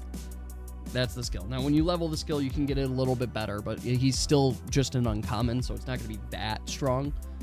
But it will work well in a team, and we chose that ability because we wanted it to work well with Lady. and Lady's character, so it would like buff Lady there. Shield should just block a hit. I think we will have tanks that will create different kinds of shields that would just block all damage from a hit, right? Like we'll do that there. My qualm with it was just like, what if the hit's 1 damage? There, it feels like, oh, now I lost my entire shield as well for that 1 damage. I don't know. We'll see. I also thought today, and I got very excited about the opportunity to create a level where there's a big bad boss that you absolutely cannot beat and is there to disrupt and destroy you. But the objective is not to beat the boss. It's to like destroy a certain number of elements that the boss summons. As well. Oh, let's see here. Almost done with this basket. This basket, despite it being a lot of stuff, is just adult stuff, so there's less actual physical items in it, too. So I like that. No, so the next character on the list to program is the single most difficult character to program, and it's Hobbs. So why is Hobbs so difficult? Hobbs is so difficult because Hobbs has rule-breaking traits. So the first trait is the main one that breaks all the rules, and that is what am I doing here? Oh, okay. This is fun. I've got this pile of stuff that's like half pants and half hung clothes, and I'm being dumb. So Hobbs has a rule-breaking trait, and the first rule it breaks is that traits, you don't get your trait until you ascend 1 or are a common and reach max level. Hobbs gets his trait immediately. Why does Hobbs get his trait immediately? Because Hobbs's trait says that he can't deal damage. So, first off, Hobbs immediately falls into a category of support or healer, right? Cannot be an attacker, probably can't be a tank, right? Support or healer. So, it's like, okay, Hobbs can't deal damage, and I didn't want that to be a, like, level 1 trait, or an Ascension 1 trait, because it feels like I'm tricking someone, right? Because it's like, oh, I ascended them, and now they're worse? This character I've been using, like, imagine that new player experience, right? They don't know, they're not looking up stuff online, their main character they've been investing in is Hobbs, and all of a sudden Hobbs just stops dealing damage, and now they have to rebuild a character. Like, that's a horrible player experience. So we're not doing that. Instead, we've got the rule-breaking trait, and I have to figure out exactly how to do it. I already have ideas now. Which is, we're going to give him his trait at 0, right? Hobbs is a pacifist, and that's what Hobbs should be. And the way I'm looking at Hobbs is he is a moral support character. He's a support character. So Hobbs has got, I'm actually scrolling up to him now. Hobbs's first trait simply says Hobbs can't deal damage, and matches for Hobbs can overcharge Hobbs's skills. That's the second rule break that Hobbs has. His skills can be charged beyond the maximum. And why would you charge a skill beyond the maximum? Because then it's easier to use the skill later. And/or you could end up using the skill multiple times. So we have to give him skills that complement this. In addition to this, when he ascends 2s, Hobbs's skill pieces now charge skills of other heroes. So not only do we have this trait, right? Like, we have this huge trait that is now like, my matches can go over, my charges can go over, I don't even deal damage, all this stuff. But now his matches are also charging the skills of other characters. What the fuck? So Hobbs has got a lot of rule breaking. Then we have to take that rule breaking that he does and we have to apply it to a bunch of other skills that he has too. One of which is like increasing moves. The other of which is like increasing delays. So here are the 3 skills as listed. We have right now skill 1, and I think skill 1 is going to be super helpful to new players, is going to remove a number of blocks equivalent to the amount of charge that basically is had on the skill, right? So the more charge you put on the skill, the more blocks it removes, and it'll just remove all of the charge on it. So that's great, because that just gives you more, and honestly, I might not even remove all the charge on it too. I've been thinking more about this skill, and I just might make it so that you use the skill and it just removes a set number of blocks, and in doing so, throw that over there, in doing so, it means that you can use the skill multiple times back to back there, which I think will work better. So we'll see how that plays. And then his second skill is just every time you use it, it gives all the other allies 2 charges on their skill and a shield.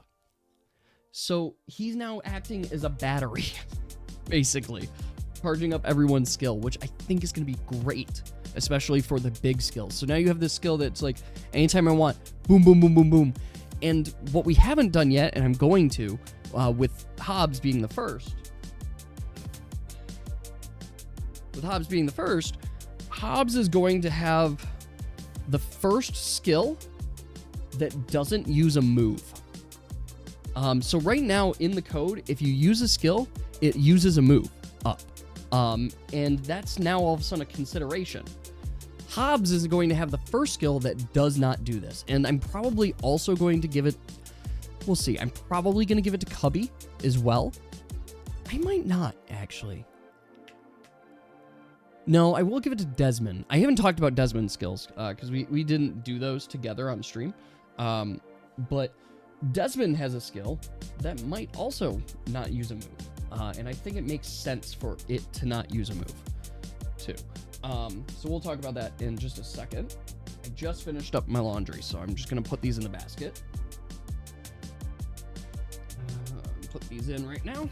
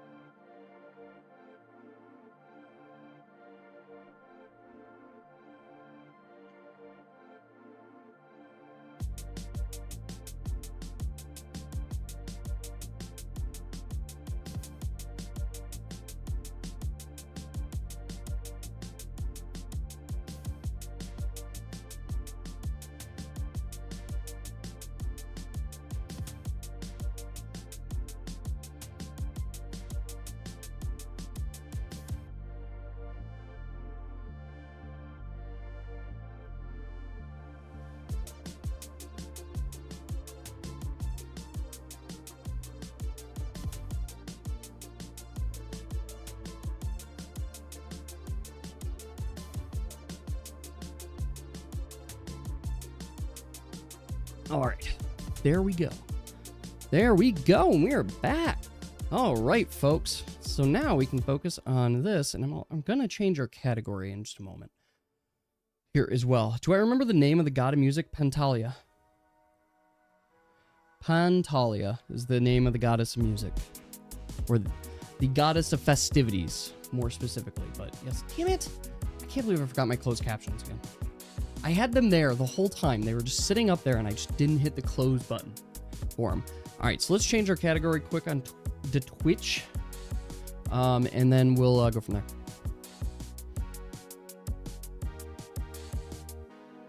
We're officially done with this segment. So, Dev. Hello. All right.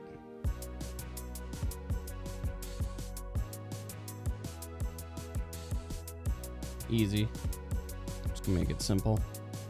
Perfect. All right, so let's talk about this a little bit and characters and what they do.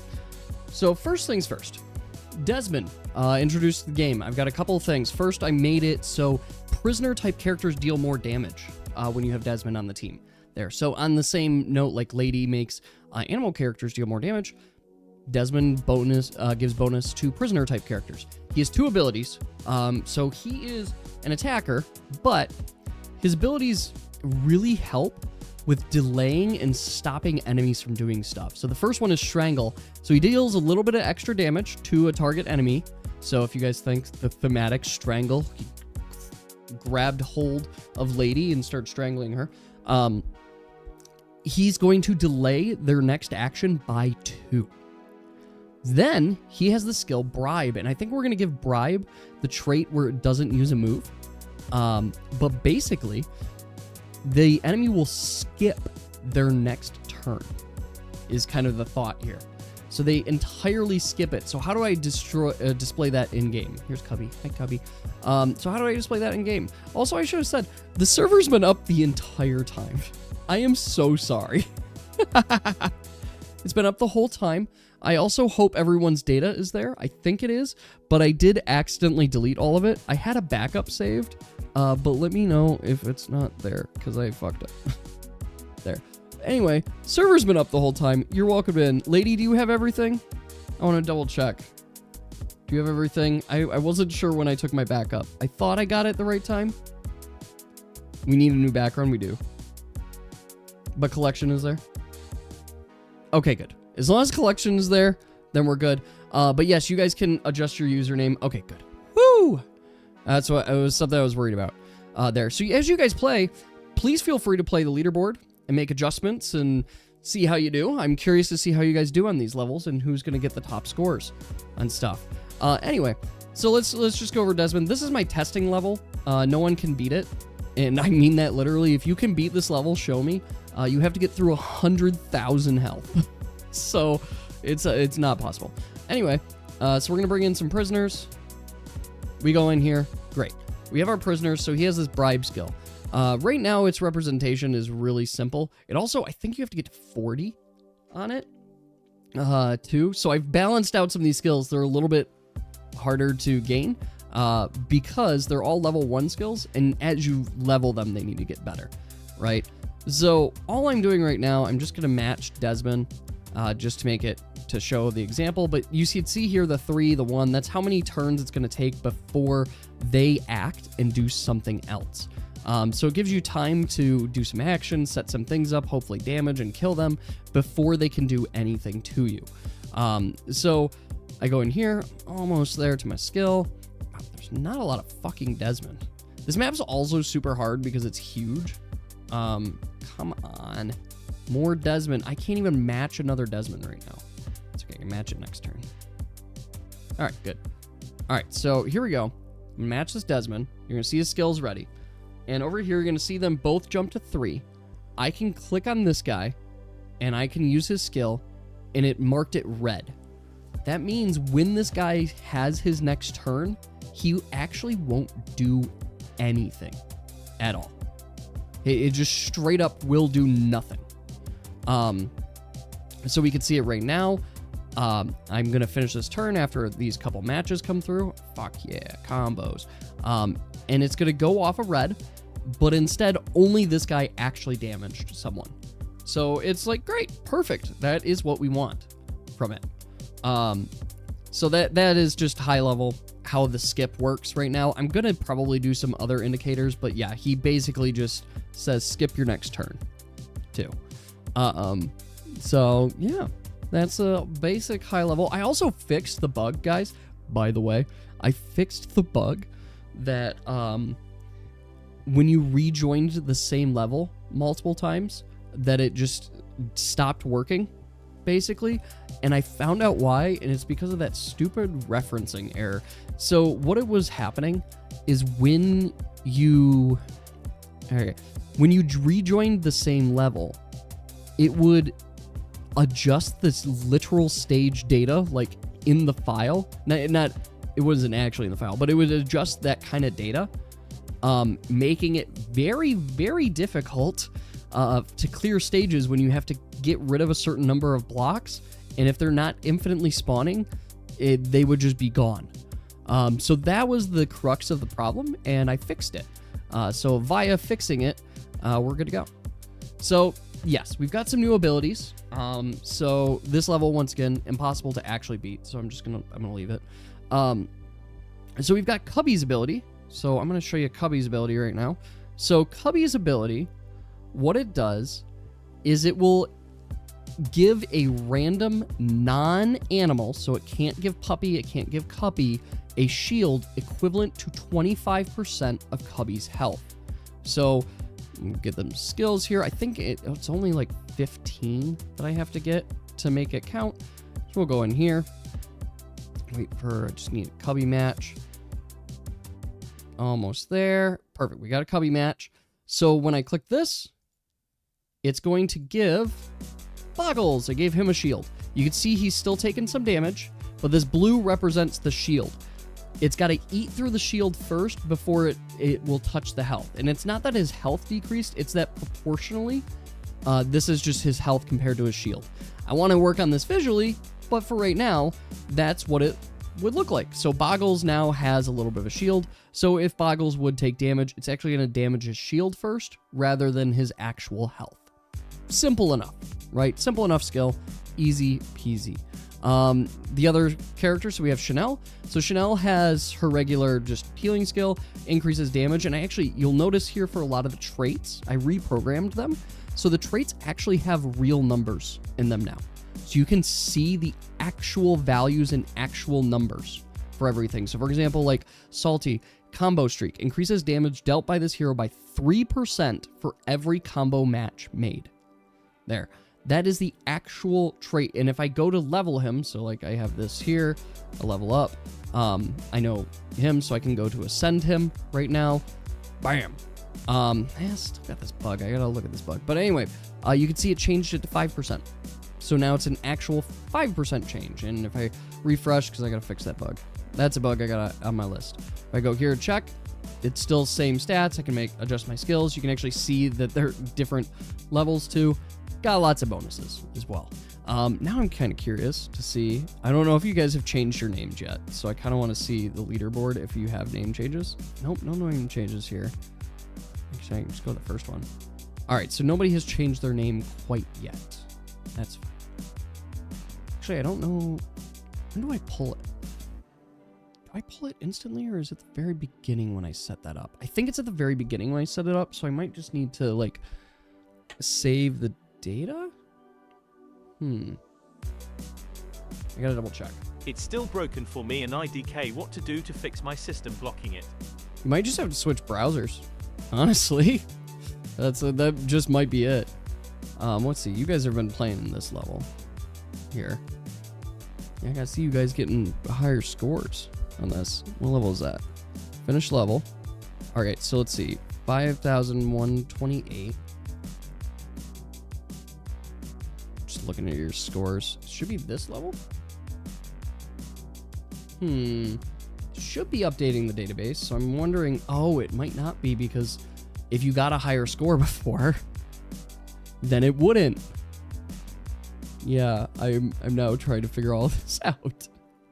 I did so shittily. Oh, okay, so I can see, here's Gerbil. There, so we've got that. Does it update on every leaderboard? Or just a couple? I'm now curious. I gotta look at my stats here. Zaz testing is unplayable. Yes, it's actually unplayable. Don't even try it. Legitimately, it is not actually a winnable level. Even in the slightest. There. But it's intentional because I usually need to do I usually need to do actual updates and stuff. Or what should I say? I need to actually go in and test skills and make sure things aren't broken. So I just need a level that can't be completed instantly. So I gave them each 50,000 health. So they're actually unkillable. at this rate. At one point in time, they will be killable. Once we get actual stats into place, it'll probably be regular. Okay, you did change your username. So what I'm thinking is logically, and this kind of makes sense how I set it up, and I'll show the code where I set this up. So in the server, when the server boots up, it gets to this step here where it has a leaderboard, and I have 2 leaderboards at the same time. I have just a regular leaderboard, and then I have a public leaderboard.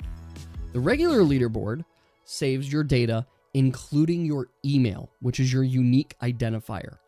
So I don't want to send people emails, and I don't want any chance of those emails being connected, so I have what's known as a public leaderboard.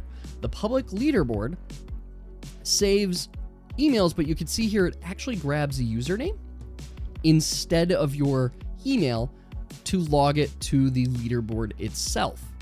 So it's logging the scores, and it logs your score, and every time this boots up, it rebuilds the public leaderboard. So if I were to reset it right now, that's when it would grab your name. Now, when's the other time it grabs your name? It doesn't. The answer is it doesn't. Not normally. And the reason is every time you submit a score, there's this update leaderboard function, and the first thing it checks is their new score even better than their old score, right? If your new score is not better than your old score, it's not going to add you at all to the leaderboard, or it's not going to update it because it has no reason to on there. It only wants your best score. If it is better, it's going to update first the leaderboard itself. This is the save file there. So it updates the leaderboard and says, hey, give them a new score for it. And then it's going to double check and make sure, hey, is this a brand new score? If it's not a brand new score, we need to remove it from public leaderboard. And then right here, this is when it places an actual brand new score. And at this time, that's when it'll grab your new username. So what does this mean? If I were to restart the server right now, it would have everybody's updated, corrected usernames. Or anytime you get a new high score, it will have your updated, corrected username. SSL received a records that exceeded the maximum permissible length. Error code SSL-error-rx-record-2-11 page you are trying the crux of it, Pink, is I do not have an SSL cert on this. You are connecting as raw to a IP address as you can on it. And I guess I could take a moment to explain, I should take a moment to kind of explain IP addresses and how this stuff works. So let me just quick explain what's going on and what some of that means in real functional terms. So right now, whenever you go online to connect to a website, right? Whenever you go online to connect to a website, you are going to your browser. So you're going from, I'm going to say user here. We're going to make this actually like smaller, right? You got a user here that wants to connect to the internet. So if you want to connect to the internet, right, you're going to go to, what the hell is going on? Okay. You want to connect to the internet? You're going up. It's going to go up into your browser. Your browser is going to then connect you. Son of a bitch. It's going to connect you to your router. So you as a user, you use your browser. Your browser is going to connect you to your router. Your router is giving you what is known as kind of a local IP address, as well as it is acting as firewall. Oh, it doesn't go to a server quite yet. It will, but these things are important here. So your router gives you a local IP address. This is something that every browser, every computer, every user, you have. This is how the network identifies you as a user. This is different than your external IP address, because your router, or how it connects online, also has an external IP address. And the external IP address, that is how the world sees you. Why is this important? Because the external IP address combined with the router here has protections. You have protections there, and that's what your firewall does. Your firewall checks in any traffic from other external IP addresses and says, hey, is this traffic allowed? Are we okay with this kind of traffic from this IP address? This unknown fucking IP address? No, we're not. So it blocks it. It'll just outright block it and say, no, it's not allowed. Because it says it's an unidentified source. So when you go to connect to the internet, you go to your router, and your router is going to say, hey, I want to connect to an address. Some kind of address, right? So in this case, we'll just say it's a website, right? I want to connect to this website. What is this website? This website is an external IP address for a server. So yes, dear, you're correct. It is, I'm going to draw that arrow that way. It is some server, right? But it's not just some server. This server, some kind of router. And to be clear, there's router and then your modem that actually provides you the internet, blah, blah, blah, blah. Your router is usually that first link. The router, in addition to this, has its own local IP address and firewall. So it's connecting this website. All it is a masked external IP address. It's just a renamed external IP address that says, hey, if people go to google.com, direct them to this IP address and this port, which will allow you to get past the firewall into the server. So it always goes through this firewall first before it actually goes to your server on there. So what am I doing? I don't have the website part right now you're connecting to, right? You don't have a web address. Instead, what you're doing is you're connecting to a raw external IP address with a port. That external IP address, that's my router's external IP address right now. Is this secure? Fuck no. But what is it actually, right? Completing incorrect. Oh, interesting. It told you no, Yas, and I don't know why I told you no. Oh, because you got a second finish start and said, no, don't do that. That makes sense. Anyway, so the external IP address, right, that you're connecting to directly pulls in, and I put a special rule on my firewall saying, hey, if someone, any IP address, any external IP address wants to connect to my computer, which is directed to my local IP address, wants to connect to my computer, they must be using this port.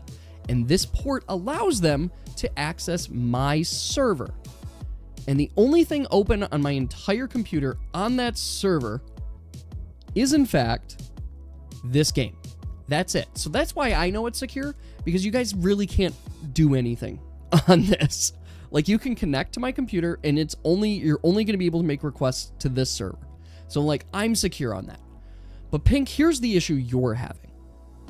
Your computer is trying to make this call right now. It's going to an external IP address, and the external IP address, or your router and your firewall, is asking the external IP address saying, hey, I don't know this IP address, right? Your router firewall is basically saying, hey, what's this? What is this? Like, what is this IP address here? And it's coming back and it's saying, I don't see any security, because it is missing what is known as an SSL cert. An SSL cert is something you can get with your website to verify ownership and authenticity. The biggest thing that SSL cert does is it verifies that I own this, that what you're going to is owned and identified. Why does that matter? Because if I have a website that is doing illegal activity, right? The SSL cert is an actual like security certification to say I'm not only following the rules, but here's my name and address. To say if I'm breaking the rules, you can come find me, basically. Legitimately, SSL certs are directly attached to your name. It has all of your information. So if I'm doing illegal activity, I'm not getting an SSL cert, right? But your firewall, what it's saying is like, hey, we don't want to go to these sketchy websites because they might do something bad to your computer. They might be illegal. It might not even be blocking fully at your firewall because there's a whole nother level here. There's a whole nother level that I didn't even draw yet, which is your fucking ISP. Before any of this happens, whoop, whoop, your oh God, I have to type this. Your ISP, your internet service provider, double checks. It checks everything you're doing. You get all that data. Every website you go to, everything you connect to goes to your ISP to double check it.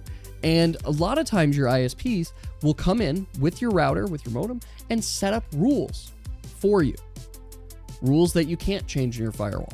Things that saying, hey, we don't want you going to sketchy sites because maybe you're doing illegal activities and we don't want to get sued. We don't want to get in trouble for your illegal activities. So they block it. And Pink, essentially what's happening is because the website, the external IP address you're trying to connect to, does not have a verified cert, your firewall is saying it's better safe than sorry and is saying entirely to not do anything. Why does that matter? Because it doesn't matter what browser you use. It could if it was like some functional thing. It doesn't matter your browser. Because it's not a browser level issue. It's a firewall and or your ISP level issue. That is basically telling you no. How do we fix this? Either you have to adjust rules in your firewall. Sorry, not sorry, but not allowed. Yeah, basically. Yeah, you have to adjust rules in your firewall to say basically, yeah, this is fine, which can pose other dangers. Or I, as the developer, need to get a formal website address, which will happen one day, not now, because websites are not free. Web addresses are not free. They're not expensive. Some of them aren't expensive. They're not free though. And I have to do the SSL cert, which I've done before. It's a bit of an arduous process, and you can pay for SSL certs to be done automatically, but it's stupid expensive, and you could do it by hand for free. I used a website that does free SSL certs as well. You just have to manually do all the code implementation. And funny secret, the sites that charge you to do it, you still have to do most of the manual code implementation. You're lagging? Are you on? You am lagging? I mean, I don't know much there, but yeah, so long story short, it's stuck. Basically. Long story short, it's gonna fight you. Buy Google website. I mean, if I buy all of Google, it would work, I guess. There. Also, thank you for the sub. I think it just came through. There, but thank you for being a constant subscriber to me. I appreciate you, Salty. Yes, so that's your long story short of why it's not working, Pink. And why I can't fix it. Because I'm not buying the SSL certain website yet. Later I will. Later I'll get a domain name and I'll set that up and then I'll direct it there. But part of the reason I'm not doing that is I want it to go to my my phone. Or not my phone. I want it to live off my Pi rather than my physical desktop for so many reasons. The shortest of said reasons is so that I can turn on, you guys could still play. So, all right. I hope that answers your questions there. Do I know the story of the guy that bought the Google website and tried selling for millions? I don't know that story there. I'm not surprised there. I mean, because those domain names go up yearly. And if you don't have somebody there ready to buy it, or you don't renew it, like, and you can renew it ahead of time so it doesn't actually go up. Yeah, it's a challenge. So Yas, the error that I'm getting, and I updated my my server side to see what errors are going on. The error that you're getting is incorrect complete stage. Why are you getting that error? It's because somehow you're sending 2 stage complete commands. So you're sending one, and then you're sending another one immediately with a different score, which is baffling to me. But either way, oh, you must be doing one move. That's what it is. That's what I'm understanding. Which, first off, I have no idea how you do a move post-game. That shouldn't be possible. But yeah, that's why you're getting the error, Yas. It's because somehow to the server, you're sending twice that you've completed the level. And when you do that, the game goes, no, that's breaking the rules. And it only lets you do it once. Puppy did it? Oh, that's even funnier. How do you fix it, Pink? Your firewall. That's how you fix it. You got to figure out your firewall. Or you could do it on phone. But Google pseudo in one. See, I don't like that. I mean, I do like it. I don't like it. I don't like people sniping other people's domains. But I do like people sniping Google's domain. Which is kind of unfair. It's kind of unfair. Because I'd feel like shit if someone sniped it and then held me hostage, basically. So, yeah, you basically have to do some firewall stuff, and I can't show you how to do it because, one, I don't know what router you have set up. I don't know your firewall commands. And two, I don't want to show you all my firewall commands and settings. It would dox me so hard. Yeah, there usually is a not secure button, too, which can allow you as well. So, for example, when you go to this site, let's just look at a couple sites. If you go to this site, you're going to see this lock. What is this lock button? This lock button is all of the site information. It lets you know that the server is a secure connection, verified by lab, whatever, blah, blah, blah. If I go to more information here, security, I can view. Have I visited this website prior to today? Holy shit, I didn't know I could see that. Guys, I visited this website 12,000 times, apparently, which is insane to me. But either way, we can look here. We can see the connection is encrypted, where it's encrypted. I was trying to see. You can usually see the Oh, here it is. View certificate. Yeah, we can see this is when the certificate's valid. My antivirus is validating it.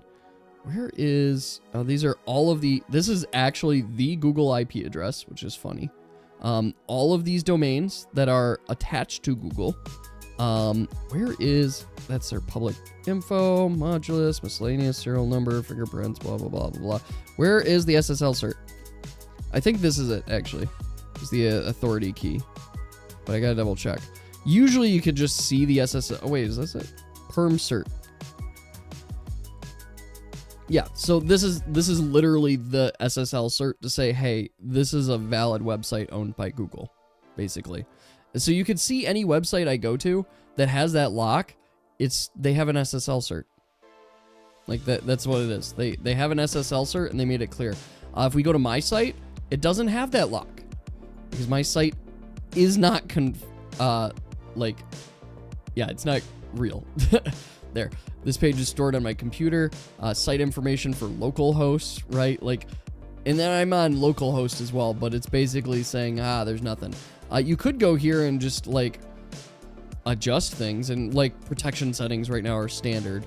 I could make some adjustments, but that might even be this. I think about it. I don't know. Either way, there are a couple things you should do, but it's gonna boil down to your firewall. That's just what it is. It's gonna boil down to your firewall, and your firewall's basically trying to keep you safe like it's supposed to. And yeah, that's the summation of it.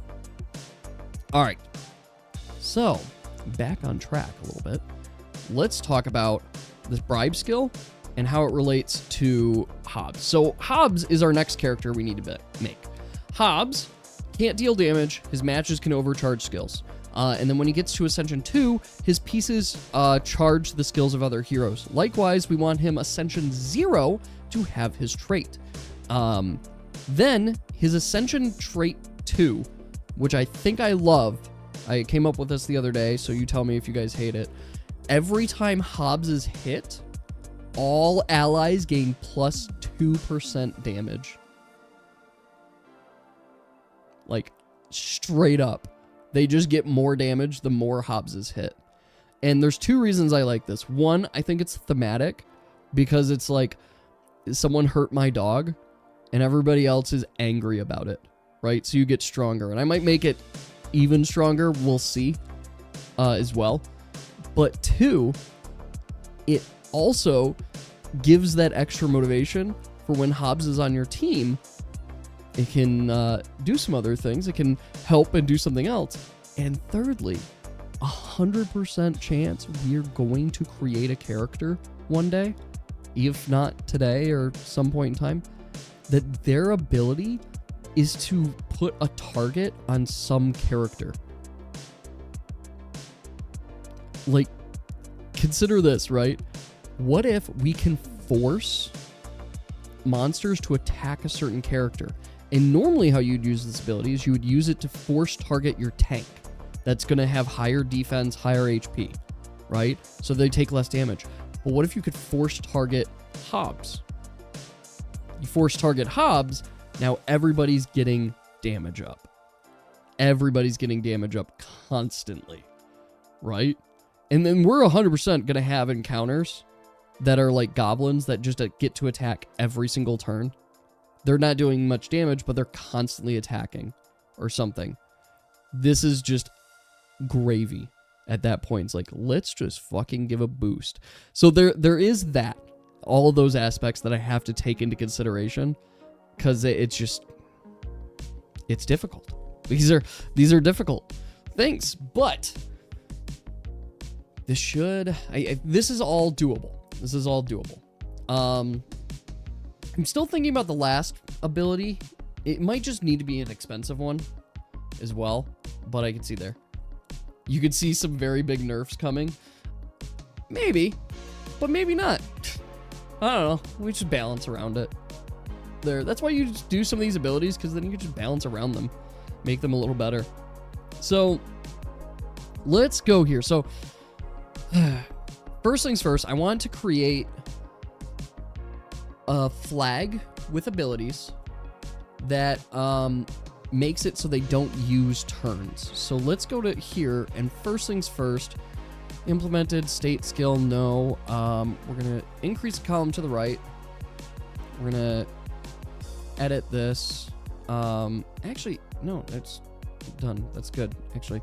We're gonna say use turn, and pretty much all skills are gonna be yes on this, but there are some skills that should be no.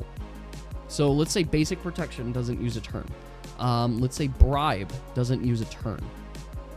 Is there any other skills? I've been thinking about this. I think I'm also going to make greater restore and restore also not use turns. You just flip modes. It doesn't affect the board, so I think it's fine. And it doesn't hurt anything. It just adjusts your team. So I think that's a fine skill to say it doesn't use a turn on. So now we have these flags here that we're using for our marking. We need to create this flag inside the game. You can see some power creep. Power creep can definitely happen, but we'll worry about balance later. Power creep's not real. No, we do have to consider power creep always. Okay, so let's go up here. What we need to do is we need to add, for certain skills, we need to add a flag. And the flag is going to determine if the skill itself should use a turn or not. And here's my hold up.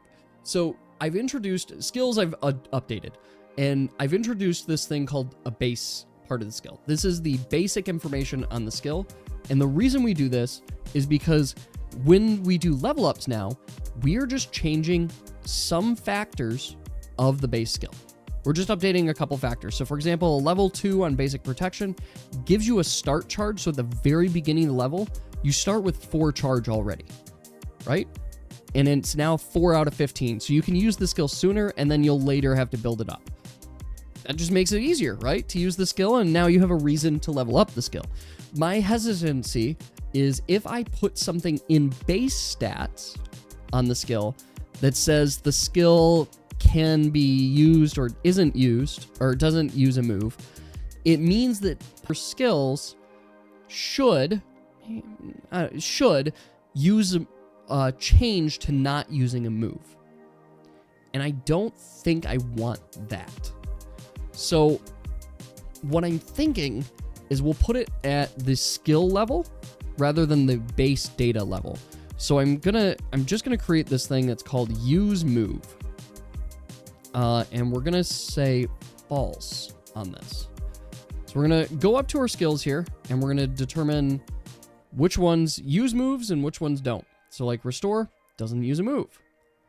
Here, bribe doesn't use a move. Strangle does use a move. So we just gotta apply this to all of our skills. It's important to apply this stuff now because as we build future skills, it just makes it easier so we don't have to go back through like we are right now and adjusting every single skill. So we're going here. We're just gonna adjust these here. True. And stealth. True. All right, so these skills use moves. So now we have to go into our skills file itself and say, hey, we have a new variable that we need to use, which is this.use move. I don't like that. Equal data.use move. Or it's just true. Oh, no, I can't do that. It's got to be just use move. Can't do that because it'll break it. Camera? Focus? There we go. By the way, is Apple my sponsor now? Apple TV my sponsor now? I don't think Apple TV is my sponsor now. Why do you ask that? Do I have an Apple TV logo that I'm missing? I'm gonna hide that. Don't need to see that screen. Actually, I can put that screen over here. What am I doing? Hi, everybody. Put OBS over here. Okay. So, we got use move. We've now put use move in our skills, and now we have to go use them. So in game, what we have to do is we go to the part where we use a skill. You keep getting advertisements for Apple TV. That's lame. Go to YouTube. You won't get any advertisements on YouTube. Although you shouldn't be getting any advertisements anyway. If you sub for a month, you get 3 months of Apple TV. What the fuck? No, I have 0 sponsorships. They're just being fucking ridiculous. Okay. Let's see here. Process skill use. End player action. Oh, that's what we can do. Okay. So we get instructions. Fucking hell. I gotta find the original call. Let's process skill use. Bam. There's only one other call. Okay.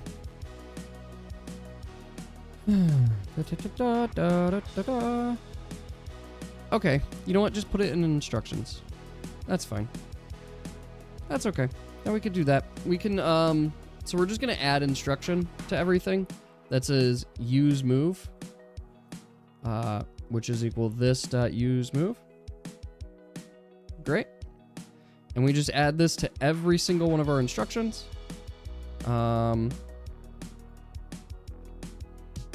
Here as well, right after type.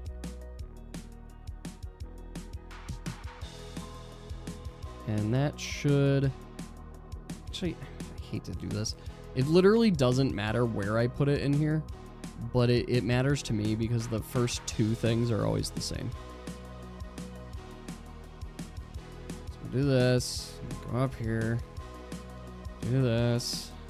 Fucking hate myself and my OCD. I just wish I didn't need to do this to myself, but I want to. Okay, Go up there, use move. Okay, so this will now send some with our instructions. So quick level on how skills are used. When you click that button, it goes in here and it says, hey, use this skill for me, please. Thanks. And it uses the skill. And the skill that gets used has already been defined in skills. And as long as the skill returns instructions, which means it didn't break, it will then process those instructions that it got received with the process skill use. So down here, it's processing the skill use via the instructions that it received. And it's going in and it's like, oh, I got all these instructions. Here's what we get to do next. If instructions dot use move, then we want to use the move. So some characters are just getting a small buff right now. So here we go.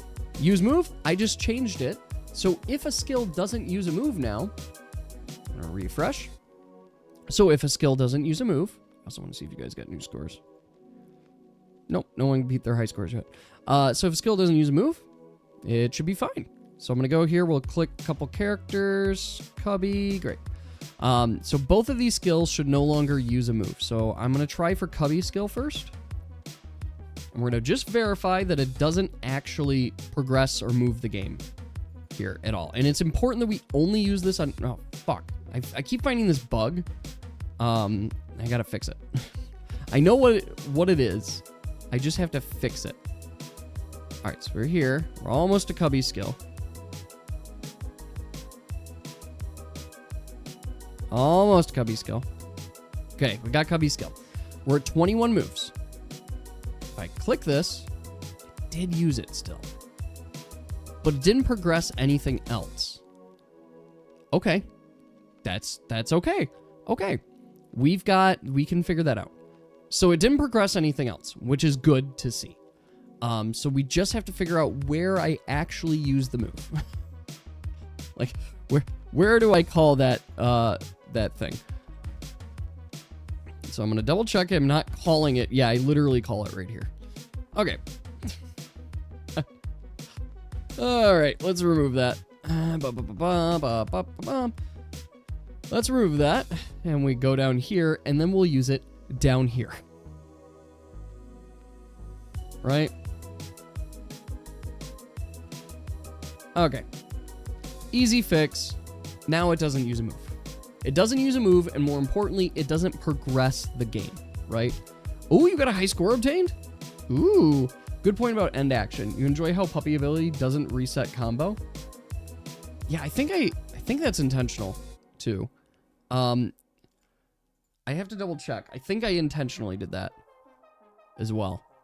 I moved all sorts of skills. So I actually have these nice spots. So puppy ability is a replace ability. So it goes here, tries to replace 3 things. It doesn't say it does.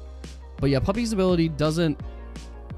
I think I did that intentionally, but I'm also not seeing where I coded it. So we'll just say it's intentional. All right, so let's see here. The move should be good. So I feel confident that that's been fixed. What am I doing? I just wanted to see your high score. That's all I wanted to see. 0-7 new high score. Yay, Yas has the high score. Nice. I'm seeing, do you have a high score in all of them? Nope, Lady Gaming. Lady Gaming, you're close. I've done the guards get sus a lot. I do want to, eventually I'm going to update the leaderboard so you guys we can see people's profile pictures and stuff, but that's going to be later. Puppy current ability doesn't cause the tiles to connect and register move. Oh! Okay. Okay. That's a good point. I know... Do I know why?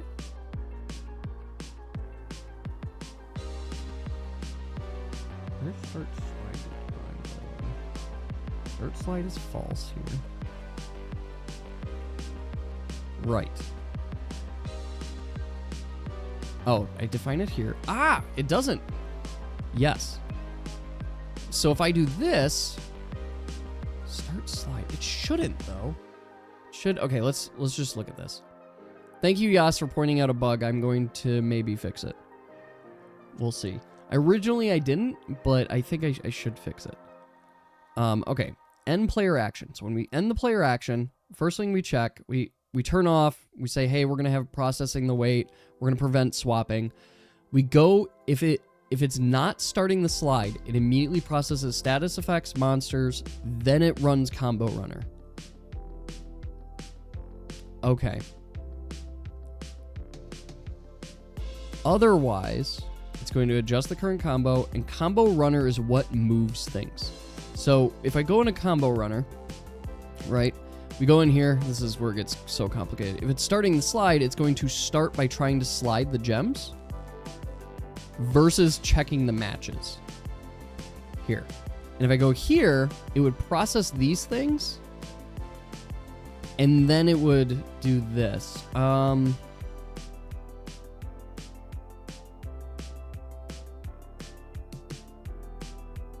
No, it's just a whole thing on the replaceability. So Puppy's ability is a replaceability, so it's kind of unintentional.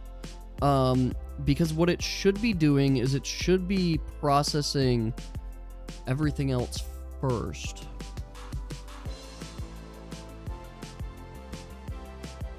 So if I said start slide, that would do it.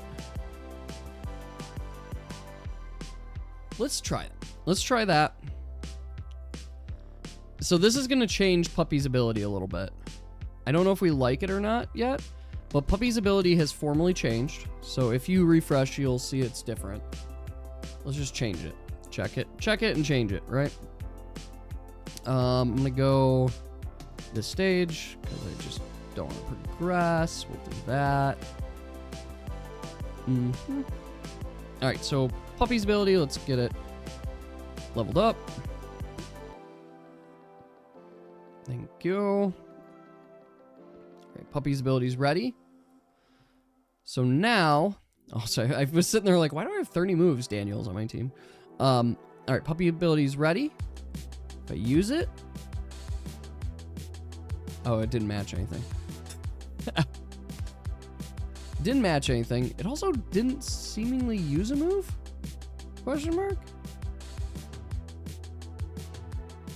Do I have that correct? I have to double check that. Right. Let's see here. Let's move 26. Also, the Yas ability is letting you move the tiles before they drop after they erase. Okay, that's good to know. That's good to know. I know how to fix that. That's an easy one to fix. Thank you for pointing that one out. Okay, so let's see here. If I click this, it is not using a move right now. And I clearly see a match that's in place.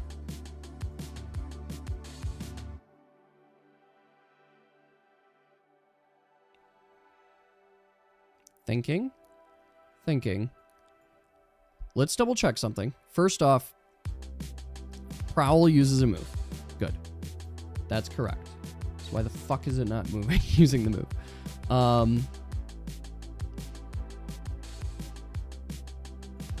Prowl uses a move.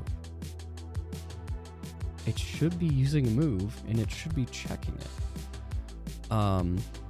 The Yas one, that's an easy fix. I can fix that right now.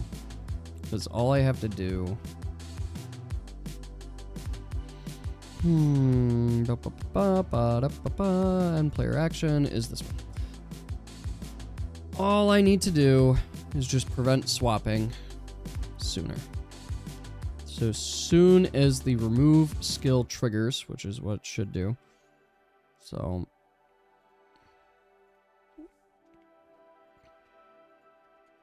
yeah, even before then, honestly, right here. Actually, what the fuck am I doing? I could just put it here.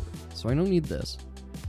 But I could just, as soon as the skill gets processed, let's prevent swapping until it says it's ready. Except...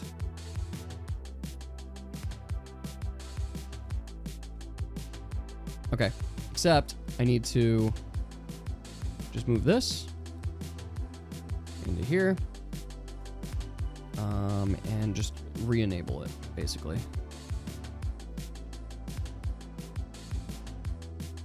Yeah, Just gotta re-enable it.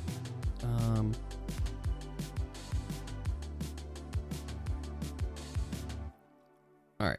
So this should fix that. I'll test it with Yasa's ability in a second. Processing weight should be false. Great. Okay, we're good here. So that should fix that. And it doesn't hurt to call this multiple times. Like, that's not a big deal. So we call that, we fix it. It uses moves here. Start slide. Why the fuck does replace not...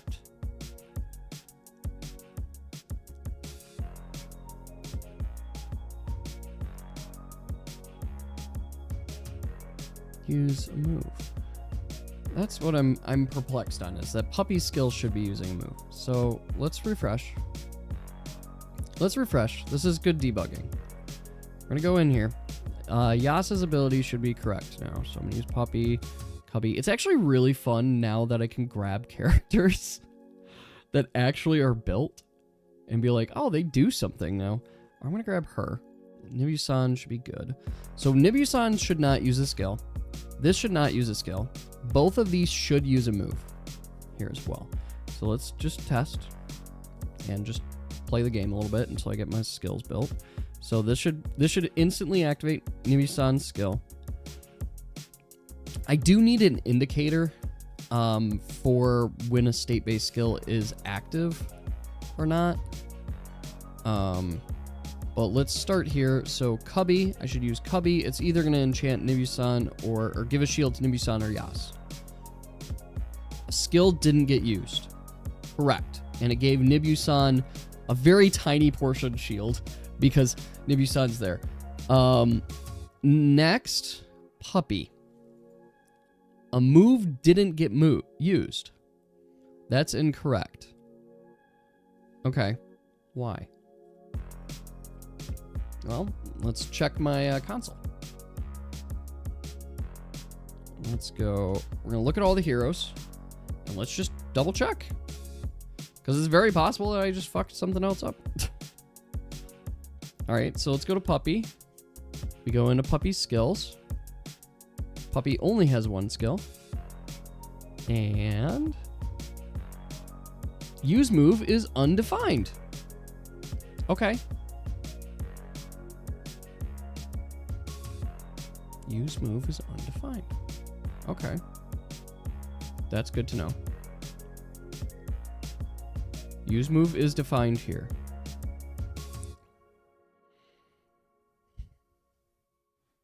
So. What? What? What?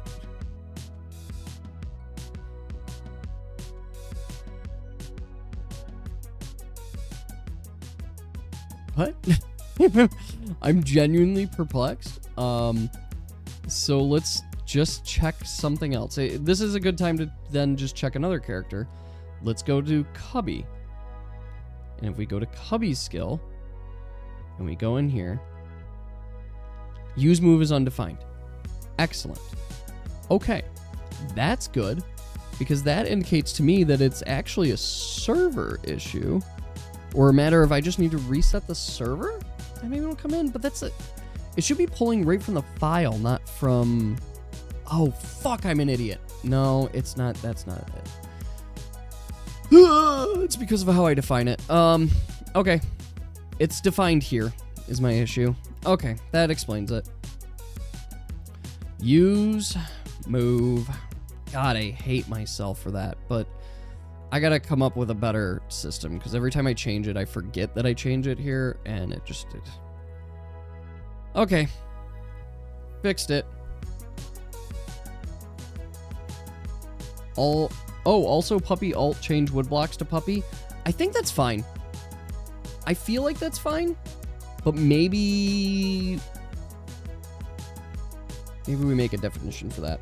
Because I've been thinking about Salty's ability, and Salty's ability, it removes blocks by cutting a line. Same for like Dave's, it cuts rows. I was thinking of adding in an attribute that defined level of block that could be broken. And I think that would be good for Puppy skill as well. So let's let's fucking do it now. We'll do that now. So the reason I say that is we could then upgrade it so that maybe Puppy can't at first glance, but then later on Puppy's able, like a level 5 version of the skill can also break basic blocks or something like that. Yeah, I'll think about that in a moment. All right, we got use move here. That should fix that. Yeah, I think that's been the issue, is that it's secretly, not so secretly, all the skills all of a sudden broke. So let's fix that. So I just implemented that change now. So if I go in here, we're going to grab Cubby, we're going to grab Puppy, we're going to grab Yas, and we're going to grab Yunusan. So now, if we go into our code and we check out heroes, let's do hero 0. Hero 0 is Cubby. Oh, I want to do skills. I just want Cubby's skills. So if we look at Cubby's skills, and we go in here, we can see use move is false. That's correct. But if we then go into, did I select Yas next? I think so. No, this is Prowl, but it's still same thing. Use move true. Great. That's good. Okay. Let's just test it. So Puppy's skills should now use a move, which should then process and actually like make things fall and whatnot. So we're going to use a move. It used a move, it changed it, and it copied the blocks over. It did not change the combo, which I want to think about. I think it should reset the combo. Yeah, it should probably reset the combo. Okay. Yeah, let's reset the combo.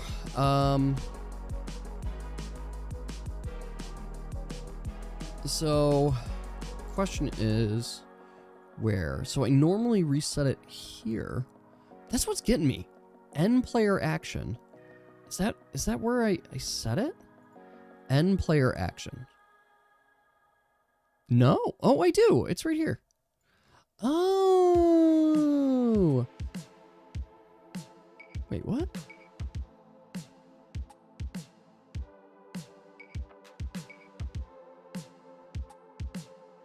Okay. Maybe I'll just put it at the top. Let's put this here. That should do it. All right. Now I want to test Yas's ability first. I think I fixed that one. So I want to make sure that we can indeed no longer move any pieces after Yas goes. Let's make sure Nibisan's ability I can just change. Puppy's ability is actually really fucking good. It'll be better when... Okay, cool. So we can use Nibisan's skill. It doesn't adjust or move anything. So that's good. That's actually very helpful. Oh, fuck. I used Nibisan's skill. It immediately removed everything. I broke it. I broke it. I also moved my coding window up here. All right, I broke it, and I gotta fix it. Gotta fix it. Oh, it's not this that allows swapping. It's just allow swapping. Okay. Still need to test Yas's skill. I balanced Yas's skill a little bit more so that it requires more energy and charges. But as an end result of that, I am now struggling to build up to Yas's skill. Versus Puppy's skill, which honestly, I like the idea of Puppy's skill charging quickly. There. It just gives Puppy a little bit more use, even as an uncommon. And Puppy's going to be very good on like small maps. Salty breaks the game right now. It's canon. That's beautiful. All right. It uses a move. It moved on. Puppy's skill should be good. Nibisan's skill didn't trigger anything. All right. Now we got to focus on Yas. That's the next focus. Let's make sure Yas's skill is there, and then I'll go and see how Salty's breaks. Oh, it works fine now? Okay. Good. As always, I appreciate you guys finding bugs. So then we can squash them and just make the game good. So we're gonna do this, and then I'll test Salty, because is it just like Salty is just broken? Like the game crashes every time you use Salty stuff? It's so satisfying anytime you get like good combos in this. So close. But we're not getting combos with Yas, and that's the only combo that matters right now. Cool. Thank you, Cubby. Yas combo, please.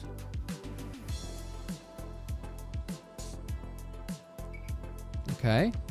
We're so close. It's like one more match. There it is. One more match of Yas. So as soon as I click this, good. Can't drag, can't touch, can't do anything. That's what we need. Good. Yes, it just crashes and you're unable to make another move. Okay. Then we're going to go look at that. That's pretty good Yas combo. Okay, so if I go here, Cubby doesn't there, doesn't, but that does. And then it double checks the match. We're good. Okay. Salty time. You just got pizza? Fuck yeah. All right, let's see how Salty breaks the game. Salty, why did you break the game? All right. All right, let's figure out how Salty's skill breaks the game. I'm gonna make sure I have my inspect window up for when it inevitably happens. All right. Because if Salty's breaking stuff, that means other skills will probably... Wow, that was a huge if you saw in combo. Other skills will probably break too.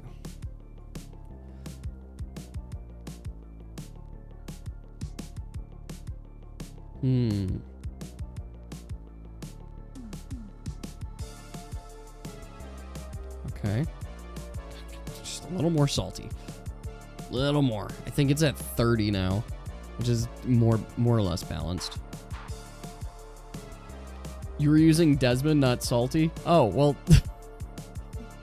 Which skill on Desmond were you using? I promise I'll get skill explanations in there at some point. There. So, like, I'm using Salty. I'm ready to use his skill. Okay. Hacha! Alright, so Salty does appear to be working. Okay. So Desmond. Desmond's broken? I just fixed it. Alright, Desmond. We'll bring in Desmond. We'll bring in Daniel. We'll grab Cubby and Puppy. It's just so satisfying now that they all have different skills. You don't know? That's fair. That's fair. Because this skill shouldn't progress anything. All it should do is set whatever your target character is to red, which just means that they don't use their ability next time they would. Which, on like first glance, especially in these early levels, is gonna just be like, okay, that doesn't do anything. But later levels would be like broken. The ability to just tell a boss, like, no, don't use that really damaging skill to my team is very good. Which is why I have it built at 40. It wasn't that one? Okay, it was the other skill. The other skill is Strangle, which should just deal damage to an enemy and then delay their moves by 2. So let's do that. Strangle.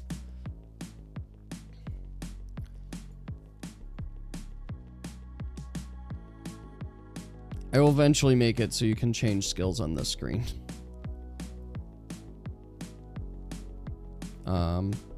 Alright, let's work on Desmond. Fuck! Why is it not working sometimes? Genuinely, I don't... I'm looking at my server. There is a bug, and I gotta squash it. It's not changing default skill on, like, in-game. Which is frustrating, but then when I refresh the server, the skill gets changed. So I gotta check that. Casually tell Lush. Yes. Yes, so is Strangle. Okay. Well, let's figure out what is breaking with Strangle.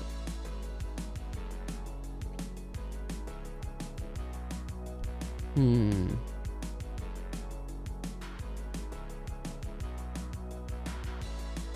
also gonna start making the animations even faster. At some point in time. There's not a lot of Desmond on my screen. Some more puppy. Okay, come on. Come on. All right. We're almost there. So it should be this match. Okay, Desmond's skill's ready. I am looking at my code output. We are going to click the skill.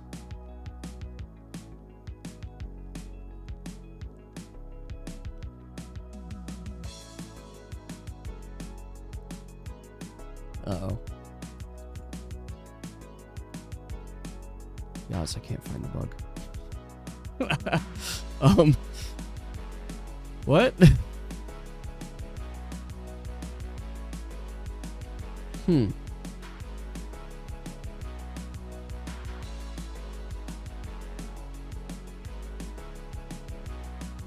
Oh, no. I keep thinking like I'll find it, and it's I can't find the bug. Because things are working. Buff Desmond. Got a little pube shield. Okay. It seems to be working. Maybe it was just like one of the edits that I made. You were like pre in between with one of your loads. That's my best guess. I'm going to try it again. So just for verification, what it should do is when I use this skill, this should become the number 3, and then it'll go down to 2. Because it's strangling him. Yep, 3, and then it went down to 2. So it's doing what it's supposed to. So I think it's good. I think so. This level's impossible to beat, so I'm not even going to stay on it. Okay. So, as my reminder on who I'm working on, I've been locking them in as like my screen here. So, I also want to squash that one bug. Let's squash that one bug that when I change my skills, it doesn't change my skills. And oh shit, I know what it is. Yeah, that's what it is. I'm super dumb. That's it. Done. Okay, that's fixed. That's good. Okay. Okay. Easy enough. That fixes it. And to just double check, I go here. If I go to Desmond, if I change his skill, which it changes it visually, always, I go here, I go into my level, and I say Desmond. I go in. Good, it fixed it. I did it. Oh, would it have an effect if there's no enemy? Nope. It has 0 effect if there's no enemy. Yeah. If there's no enemies, that's just going to be the nature of it. Some characters just will not have abilities or be effective if there's no enemies. Likewise, conversely, some characters are not going to be effective if there's nothing else. What is this? Oh my god, it's another rejection? Yeah, it's another rejection. Alright. But yes. Yep, that breaks the game. Okay, that's good to know. Then, let's find out why. So if there's no enemies, like in this level, it should break the game. And I'm wondering if probably Daniel's skill would also break it. So let's see. I'm going to do this. So it's Strangle you were doing. Although this one should in theory do it too. Let's try that. Roster, let's go him. Let's go Strangle. Just so keeping consistency. Let's go to a level that has no enemies. Like this one. Go here. Boom, boom. What a silly team I have. Alright. It's also weird now looking at this smaller. So let's get Strangle up. Which I should hopefully be able to do. And not just win the level outright. I should have done that other match. Okay, don't get a combo 10, please. Okay, no combo 10, so we're good there. It's gonna get harder. I probably need to switch levels. All right, Strangle, I need you. Okay. All right, should be good. Uh-oh, it's getting risky. Okay, we're good. Okay, let's break the game. Breaking the game. Broke it. All right, let's see what the break is.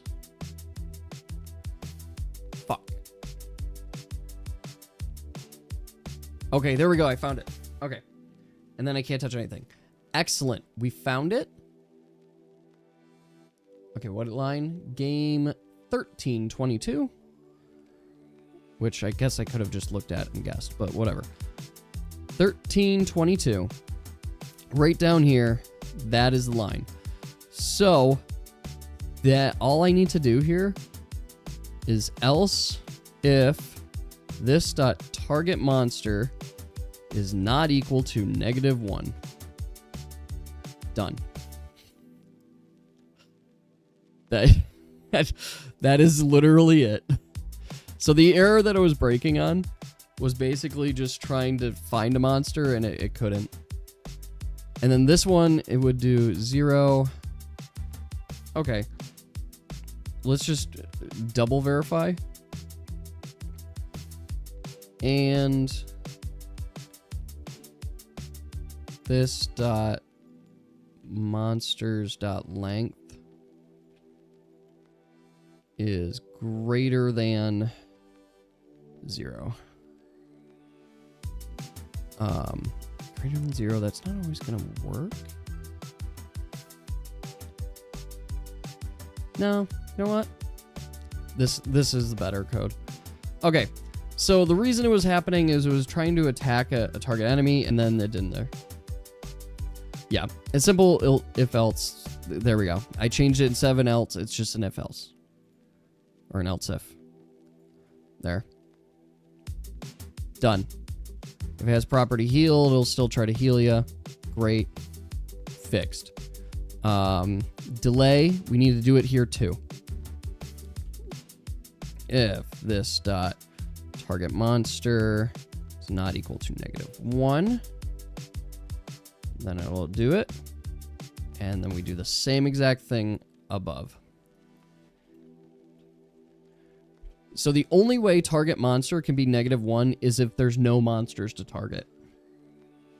So that would do it. Perfect.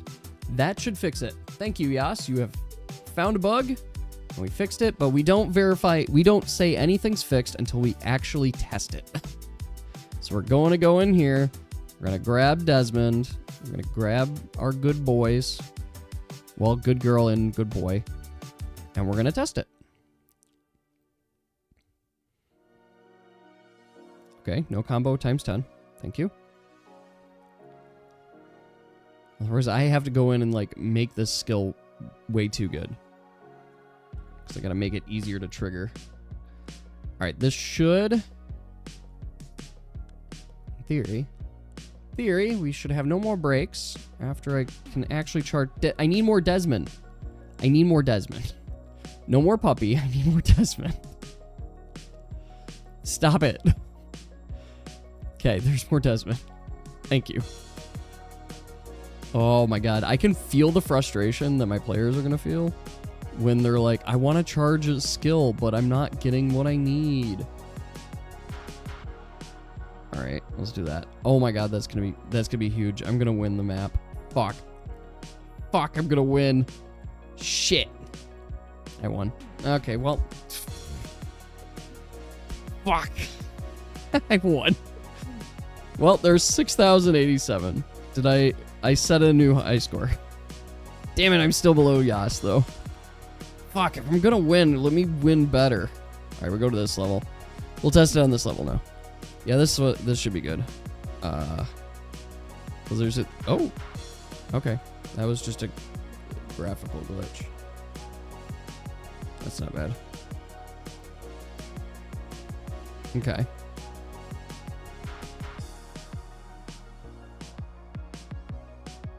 Okay, let's see here.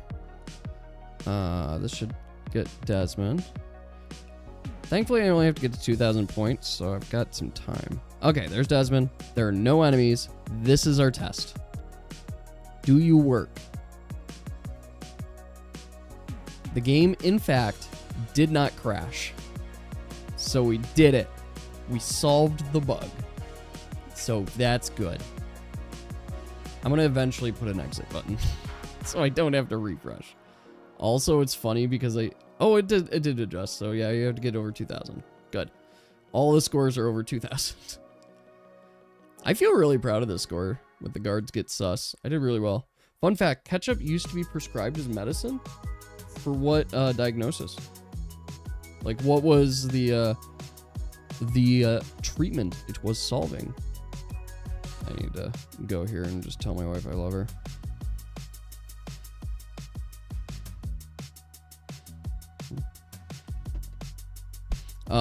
Yeah, what treatment was it attempting to solve? Oh, feels so good! I love bug squashing. Bug squashing does feel like really good when it's done. Also, I'm looking here, lady, you're getting good scores. What level is that? Finish level 4. Is this one? Yeah. Oh, you didn't quite beat your score yet. I'm actually very proud of my score on this level, so I'd be impressed if somebody beat it. Ladies got high score on meeting Desmond.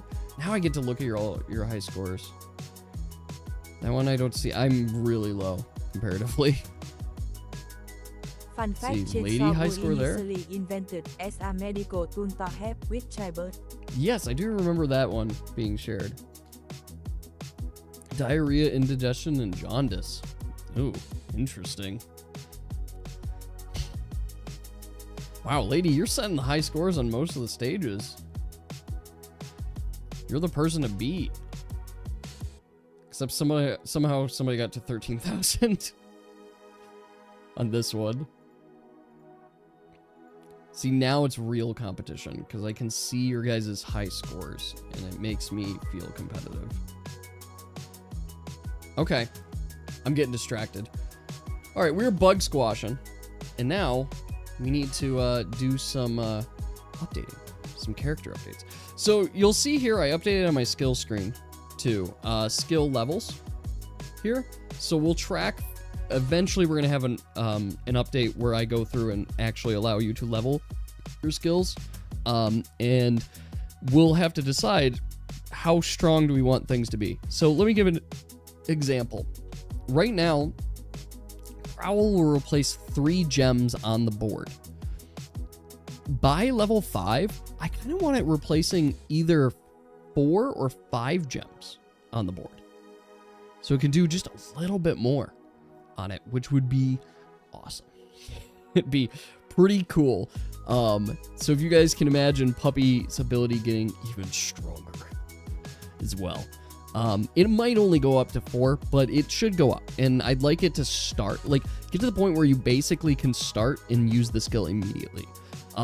Comparatively to Stealth. Stealth's entire skill, the only upgrades will be to decrease the maximum amount needed and increase your starting value. So you just get to start with more skills, which is really valuable when you start a new stage and you're just able to do stuff right away. Which brings me back, now I remember, thank you, that we are going to now define breakable blocks for skills. So any skill that might be replacing or removing targetable things, we need to define a breakable block.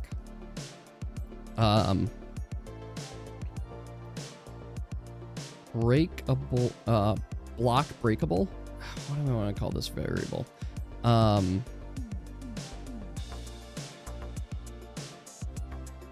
Yeah, we'll just call it breakable block.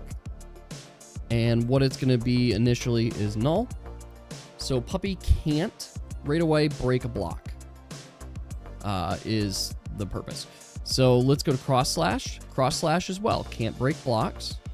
Ready to restore. Trigger explosion. Yes, trigger explosion also can't break blocks, but we're going to chain for testing. No, we'll leave it at that. We'll leave it at that. Precision shot, strangle, bribe, restore, lifesteal, basic protection. Okay, that's good.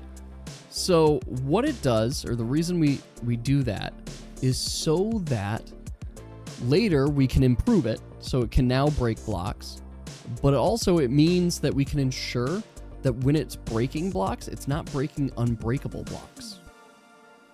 So we can now control it. So let's go into remove.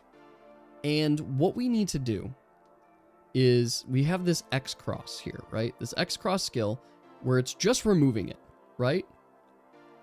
Wrong. We should not do that yet. We need to validate what is in that spot. We got to do that for like all of these. Fuck, there's so many of these. So remove all. Let's see. Whoa. Okay, instructions pattern. So if it's an X cross pattern, hide there. I just want to double check this. Remove all. The other instructions, so if it's not a pattern, it's removing type of blocks. To do, make removal more random. Oh yeah, that's fine. All right, so it really is only these two sections that we care about right now. So in here, X cross, before it attempts to remove one of these, it needs to validate what's there. So yeah, it needs to validate what's there. Remove the cover. I'm just double checking. It doesn't actually remove the block. That actually, this might be working correctly too. Because it sets it to null, because it can always remove there.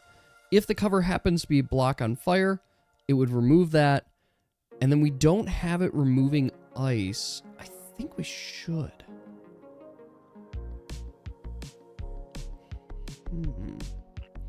It's an interesting thought. So, okay, here's the thought. Here's what's thinking. Looking at this X cross right now, it doesn't actually remove blocks. So that's a thing it doesn't do. It doesn't actually remove blocks. Is it spaghetti code? Yeah, a little bit. You king, this file that we're in right now is almost 1,800 lines of code. So yeah, it looks a little spaghetti code, that's for sure. I'm not going to disagree. All right, so this code right now, it doesn't actually remove blocks at all. It removes, in fact, the only thing it removes is if the block is just a regular gem, it'll remove it, and if it's on fire, it'll remove the fire on that block, which is correct behavior. So the decision we need to make is, one, we want it to remove blocks. So we do want it to do that. Great, we can set that up. The other thing we need to decide, though, is can it remove ice? And can it remove cloud? Can it remove ice? Can it remove cloud? And what should it do when it's removing a B block? So a block that needs multiple hits. Is it deals a damage to it? Puppy did get nerfed. I did nerf Puppy, so I'm sorry. A nerf was needed. That's the tricky part. I don't know. So I think it should deal damage to the B blocks. So if it can break an A block, it should deal damage. Okay. That's slightly more complicated, but it's very doable. Okay. Every time you think about this logic, you think about the design, it just gets more and more complicated. But that's game design, right? The more you get into the nitty-gritty on things, it just gets more complicated, and it should. It makes the game more interesting, because you now have interesting interactions. So where I'm landing on this is we're going to basically define if the block if it can break blocks, and or how many layers of blocks it breaks. I'm gonna lean on the side of, I think I'm gonna lean on the side that it can break ice. I think I'm gonna lean on that because it's not like a disappearing effect, it's like a destruction effect. So I'll lean on the side it can break ice, but it can't necessarily break blocks. Okay. Maybe we tier blocks into certain groups.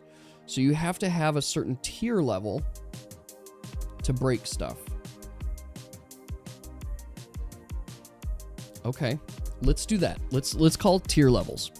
So instead, the skill itself will, instead of it just break block breakable null, will break breakable block 0. Is what we'll do. We won't call it null. We'll call it 0. Breakable block level is what we'll call it too. Breakable block level. So what this is going to do is it's going to define what level of blocks are breakable. Block level 0 means it can't break any blocks at all. It can just simply remove stuff.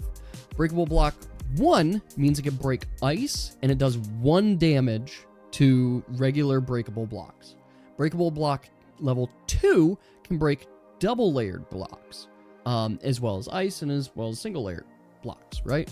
Breakable level 3, so nothing can break clouds because you can't break clouds, but breakable level 3 would then break a level 3 block. And then maybe we say like breakable level 4 is indestructible blocks. So now you can also destroy indestructible blocks. The reason I think this is going to be very cool is in this case of like triggered explosives, you can't see anything on game. It's just a giant gem and a giant coin. What? I don't know what's going on. You're walking home. We'll walk home safely. All right, now you're making me concerned. Did I break something? I have no fucking clue what's wrong with your screen, dear. Do you want to post a picture of it? If you post a picture, I might be able to see something.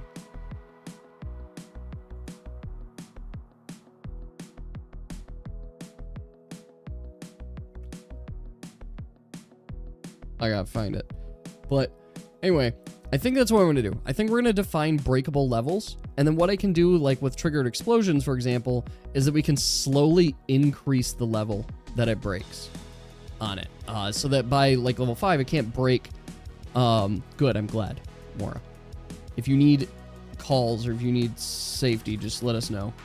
Too, we'll help any way we can. We want all of our people to get home safely. But yes, I think we define breakable levels. There, Mac, you're fine. Mac's ready to go to bed. Nope, Mac, you're gonna have to lay down here for a bit until Mom gets home.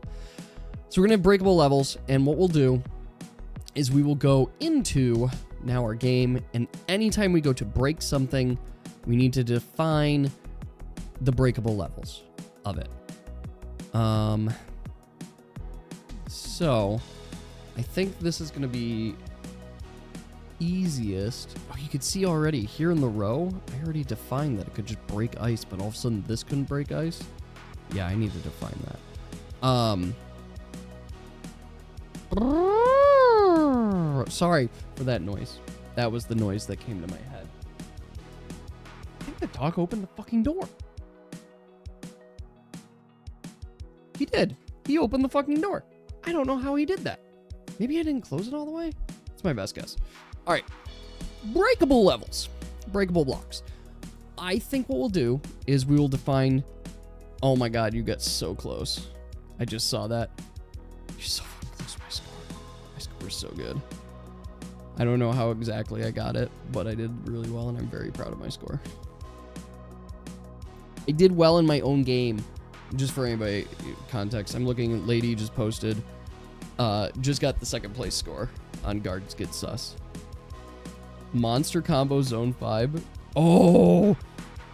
I want to see. You got to post. There. See, this is great because these scores are saved now. We are officially saving scores, guys. So, especially as we add more levels, you can legitimately mark your place in history, too. I actually find it very funny, guys, if like we get community members or people joining the game that don't know that you guys have characters in the game or you're playing characters, and all of a sudden they're just like, who's Lady? Why is somebody like, they must really like Lady? It's like, no, that's the Lady. Keep using Puppy for top score. That's, I mean, that could be difficult. But Puppy's good. Puppy's, a legitimately good character. The only nerf I would apply to Puppy's stats is maybe making it only change 2 initially, but I don't even see necessarily a problem with it changing 3. Genuinely. We just gotta change the whole, what do I gotta change? Gotta change this. So, so we're gonna make a function here. We have to make a function so we can define it, right? Like, that's a necessity. So I'm trying to think here. Oops, you smashed record? Damn. Okay, post that record. Post that score. You know what? Fuck it. Why am I saying, like, post your score? Let's see. What score did you submit? We also have a name change here. Oh, almost. Yeah, you can't use an explanation point. All right, I'm going to refresh. I want to see the scores. Which level, Yas? Oh, wait, I can see in my stats. Are you fucking kidding me, Yas?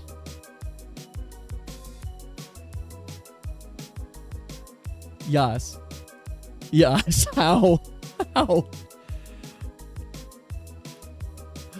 Holy shit. Hey, Star Nova! How are you? At the game. Holy shit. Yas, you fucking destroyed it. Damn. See, now there's like legitimately secret stats. Also, I don't know why Star Nova, it's giving you difficulty. It's telling you no really hard right now. Because it's saying that you don't own the heroes that you're trying to use. Which clearly you must own them if you're able to click. So, chilling. How's it going? You're playing the new thing.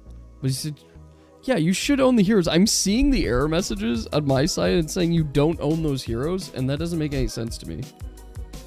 Alright, we're going to do a quick refresh. Here's what I'll do. I'm going to refresh server. So I'm sorry if you guys were in-game. Now try connecting. Let's see if that helped. If you go to roster, go ahead and check your roster and see if you have everything there. I had to do a quick server, like I lost some of the server data. I also, guys, just for everybody's safety and sanity, I put in now a safety measure to try and ensure that data is saved appropriately. Because I'll briefly explain what I did wrong. So like you can see, I just reset the server and all of your guys' scores are safe, right? So why is it telling you don't own those heroes? This is a good check. Okay, well, let's find out. I'm gonna find out why it says you don't own those heroes. Because it should only trigger that if you are trying to do something that you legitimately do not own.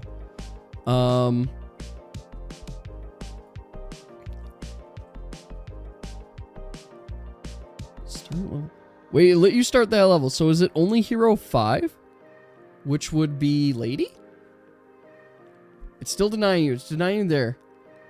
It's just that one. Well, it's only should deny you on Lady then. Incorrect stage. Completing incorrect stage. It told... Oh, sorry, Lady. Lady, I'm sorry. You were in the middle of the stage, I guess. And it told you no. Let's double check here. So welcome to the server. Welcome to the games. We're still figuring out everything. I need... double checking... So you want to start level, and it's telling you no. The only reason it would say you don't own those heroes, incorrect number of heroes selected, it does a loop, and if it ever finds one of your heroes as null, it then tells you no. So, let's see. Because I gotta do these checks, the server side. So I want to say it was telling you no on Hero 5. That's my guess, because it's letting you do the levels with the other heroes. Hero 5 is Lady's ID. So, I'm gonna come up here.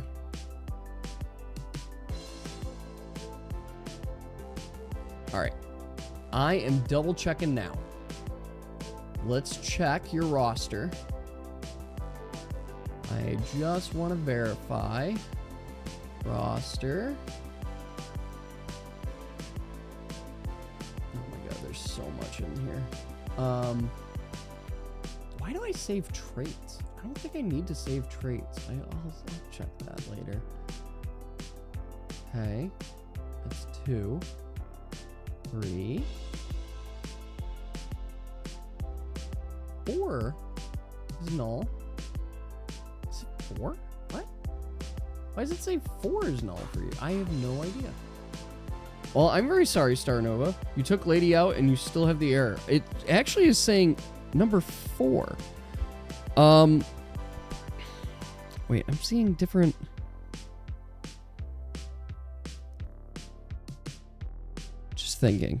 Just thinking here.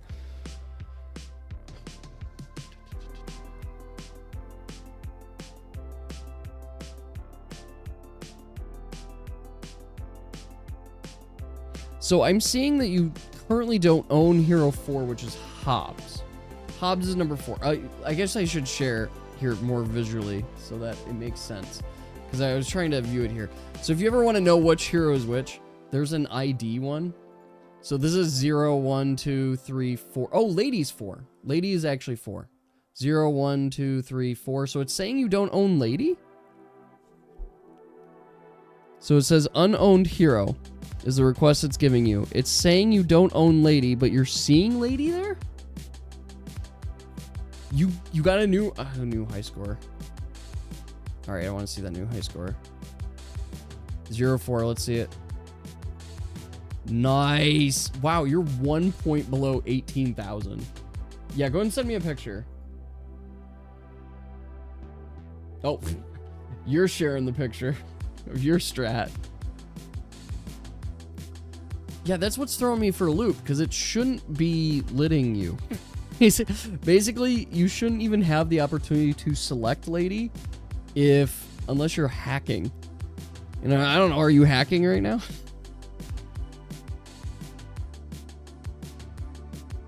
Because I'm looking at the file, and I'm seeing like a null. Oh, you've got a combo of 69? Nice. Nice. Nice. That's a good combo. And then, of course, you got your bonus points. So I currently have it scored for every move you have left over, you get an extra 300. You pulled Lady when you started playing. You had the gem issue. Yeah, so you should. So here's the thing, Starnova. I accidentally reset the data. So I put a failsafe in like yesterday, so that I can't do that anymore.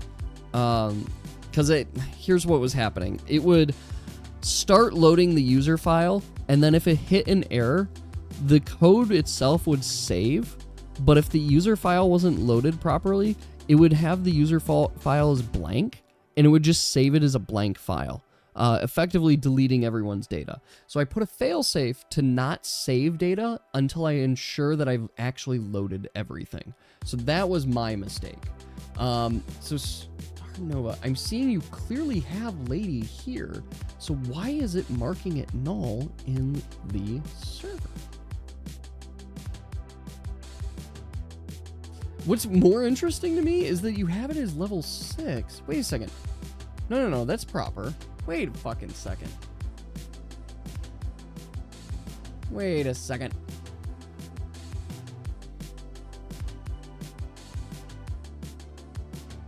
Am I counting something wrong? I must be counting something wrong here, because I'm seeing your Lady's level 6, which would be correct. I could try signing in as you.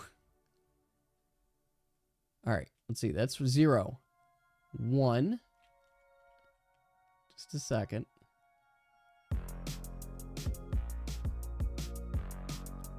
2.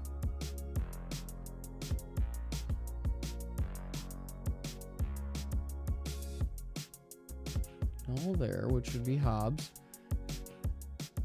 2, 3, 4. So this is 4. I'm seeing that you have Lady. I'm seeing you have 1 dupe. Got experience. Okay, I'm wondering if it's another character. We're gonna have to do some live debugging, because I don't know why it's broken. Basically, the code that's triggering to say it's broken shouldn't be possible.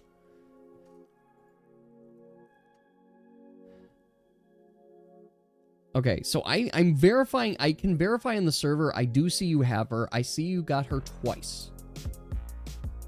So, huh. So I'm trying to now figure out, like, what level is it throwing it an error on? Because 5, let's double check here. 5 is Nibusan. Wait a second. Do you own Nibusan? Question mark. Hey! Now that's how you use your Thank you for the thinking follow. brain. You're also more than welcome to play anytime. That is true. Yas has been destroying the high scores as well. You do own Nibusan. Okay. Which I think I can validate here. So let's double check. What else is it trying? Oh, okay. So Hero 5 is Nibusan. Hero 6 is Nika. And I see you have Nika there on screen.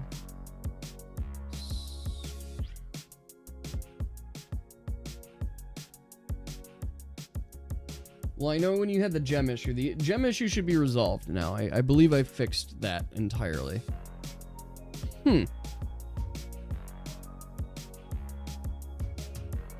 I wish I knew what was going on. I'm marking it down. Or I'm going to jot it down for myself. And I will double check to just see if that works or what's going on. Also, chilling, were you able to get, or I guess I don't know if that's you, Eric, that's trying to connect. Were you able to connect? There. Yeah, anybody's welcome to play. You guys are all welcome to play the game. There, we have quite a few. We have the first 7 levels and a bonus. Well, I guess that's, yes, 7 levels of the game. There. So it should be connecting, you guys. Also, anybody's, of course, welcome to change your username literally anytime as well. It's a freebie. There, you just go here and you change it. It just doesn't like special characters, and it'll tell you. That's like, hey, don't fucking use those. But beyond that, like, you can do whatever you want for name. I don't care if you... I actually haven't tested emojis yet. I think emojis will work. Which... I have... I have slightly mixed feelings about allowing emojis, because a lot of games, they just don't. It works. Yes. Oh, it didn't put it there. Dang it. But my name's Eggplant Xavier. Oh, it's because I gotta beat my score. I'm gonna beat my score on this level. just so I can have an eggplant emoji. Alright, we'll do Nibusan because I maxed out Nibusan. Oh, I forgot it's this level. Alright, I think I could beat 900. Oh fuck, I gotta break all this ice. Shit, I'm doing a shit job already. And that's very impressive for a start. Also, I was in the middle of fixing stuff and then I just forgot. That's fine, we'll fix it in a minute. It's more fun to just play the game. There we go. Good. I still need Cubby. Oh my god. This is... Okay, we got this. We can get there. Good. Alright, come on. No! We have the puppy lineup. We have the puppy... No. Fuck. I keep losing the puppy lineup. I need puppy up here. Fuck. Puppy, please? Damn it. Damn it. Puppy didn't match anywhere. Fuck. I literally need puppy, like, everywhere. Okay. Alright. A puppy up here, please. Puppy, please. Lady, I need you to call Puppy. No, Puppy, you're too far away. It's not working. Puppy, please? Okay, I can do puppy down here. Puppy. I need puppy in one of these 2 spots. Okay, we'll match it there at least. Come on. Finally, I can beat the level. There we go. Finally can beat the level. I know, we just gotta multiply it. Okay, I beat the score. Please. I know it's gonna work, and it makes me very excited. There you go, guys. Evidence enough. You can do emojis in your username. Because I don't tell them no. Excellent. So when the leaderboard fully refreshes, that's just my username. It's just Xavier Eggplant. I am very much a child. But I'm not going to refresh the server on you guys because I don't want to just like, everybody's got to re-sign in. Instead of like, no, you play the game. Enjoy, play the game. Get your gacha on too, because obviously we got the freebie gacha level there. Which, by the way, Star Nova, you have the top score on this level. I don't know if you saw that. You had the top score before I adjusted the scoring to include number of moves left. So that's insane to me. I think the highest single score, Yas, you've gotten 23,000 on a level. I think that's the highest single score to date on any of the levels. Yeah, it looks like it. Yeah. You got a couple more levels to beat Lady on. Lady's got like it locked down in the first 3 levels. So you got some levels to catch up on. Oh my gosh. All right. Back to blocks. So what am I getting at here? We were talking about block tiers. And what we want to do is we want to define block tiers for breakable blocks, and that will set what kind of changes you're allowed to make. So what I'm thinking is we will, every time we're looking to remove something from the grid, we will submit it to a block tier for review.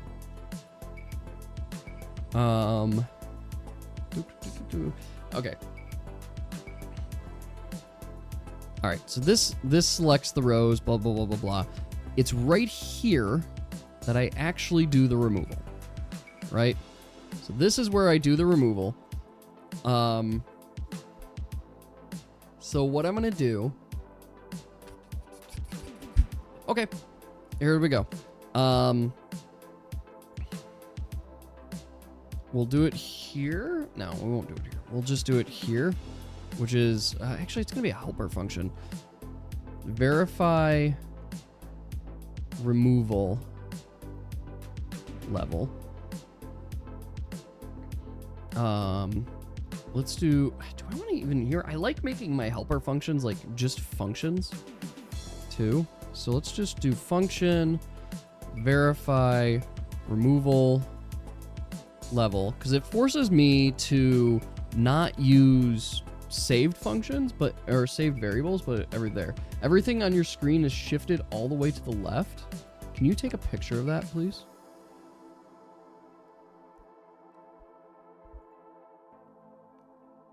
Yeah, you have that high score. Yeah, you have the high score, Star Nova, on that level. You got good scoring. And like I said, you did that pre me adjusting it, so you would have even gotten an even higher score if it weren't the fact that I just didn't count some of that stuff. Yeah, dear, if you can post your screen, that's helpful. But also don't feel obligated. It just helps me when I'm debugging. All right, so we're going to verify removal level. And basically, we just need level allowed. And then we need the spot that we're checking. Spot that we're checking.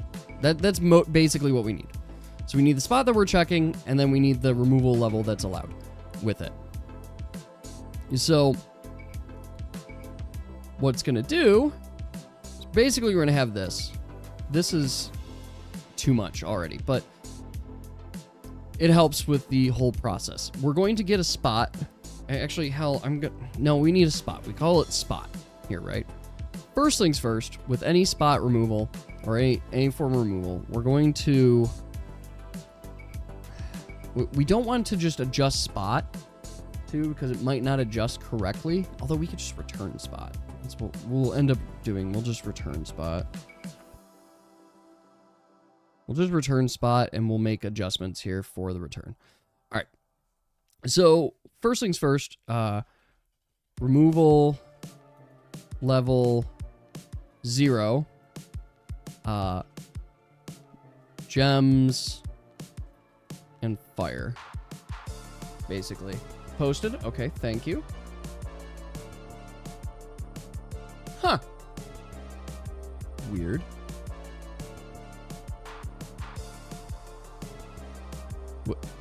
Weird. That's an unusual one. Did you, when it refreshed, did it fix? Because that tells me like the CSS didn't load. That's my best guess, is that the CSS said, nah, I don't want to work today. That's usually what I see. Okay. Let me make sure I didn't break something. Okay. Here's another thing to do. If you could, and this is me trying to fix stuff, but also if you right click on your page, you're going to find an inspect or inspect element. Pull that up and you should see a view that allows you to see console here. I just want to see your console output and see if it actually was not loading something. Because from my side, on server side, I'm not seeing anything. Like, I'm not seeing it say anything, but I'm just curious. Robbie personality be like, wow, you suck ass. That's my favorite Robbie quote. I don't do voice acting. Do we want to do voice acting this week? When do we do voice acting this week? I'm going to think about it. Because to do voice acting, I have to set up other things, and I don't know if the code's going to be ready for it. It's aesthetic stuff, not feature stuff. We need to get through skills. I keep trying to procrastinate skills because it's so much thinking and so much work to do. But it's so necessary for making the game work. All right, so removal level. So this will always happen, which is basically just spot.id will always equal null. There. I know. I want to do the voice acting. It's going to be such a fun phase. We'll copy this here. So no matter what, it can always remove this if the cover is block on fire. We do need, I do need to update that, but okay, let's just do a context. Oh, thank you, dear. Let's take a look and see if I can debug it. Chances are I can't. Oh, hey, dear. Just a really small one. Can you see down here by the console?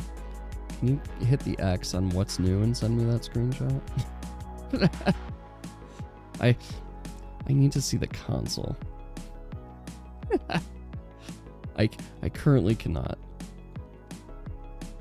If that's possible. It's like, that was the main thing I needed to see. And if you could just pull it up a little bit, that would be helpful as well. Just so I could see a little bit more of it. Also, what browser are you using? Is this your... This is not Firefox. No, it's Brave. Okay. I have Brave on my phone. But then I just figured out how to get, like, Firefox ad block on my phone. And that made me so much happier. Alright, I'll wait for that to get sent and figure out what the fuck is going on. My best guess is that something's not loading. Okay, so I'm going to send context as well. Context is just so I can run this kind of stuff.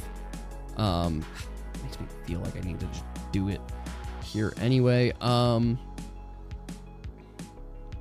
thank you. Let's see what errors you got. Nothing. Wow, you have less errors than I have.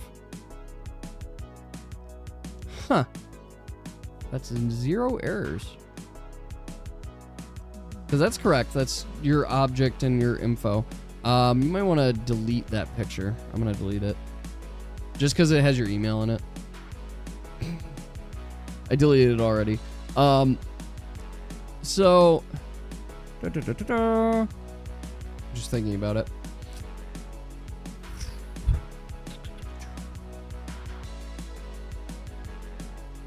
Turned Russian? Well, it's like a retcon. Lady was always Russian. It just... Now it's formal. Maybe it reawakened the Russian.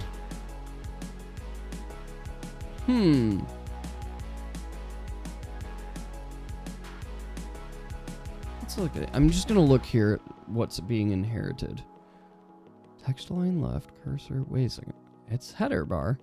So here's the thing I'm looking at, right? You're clearly inheriting the CSS. And it's loading the images.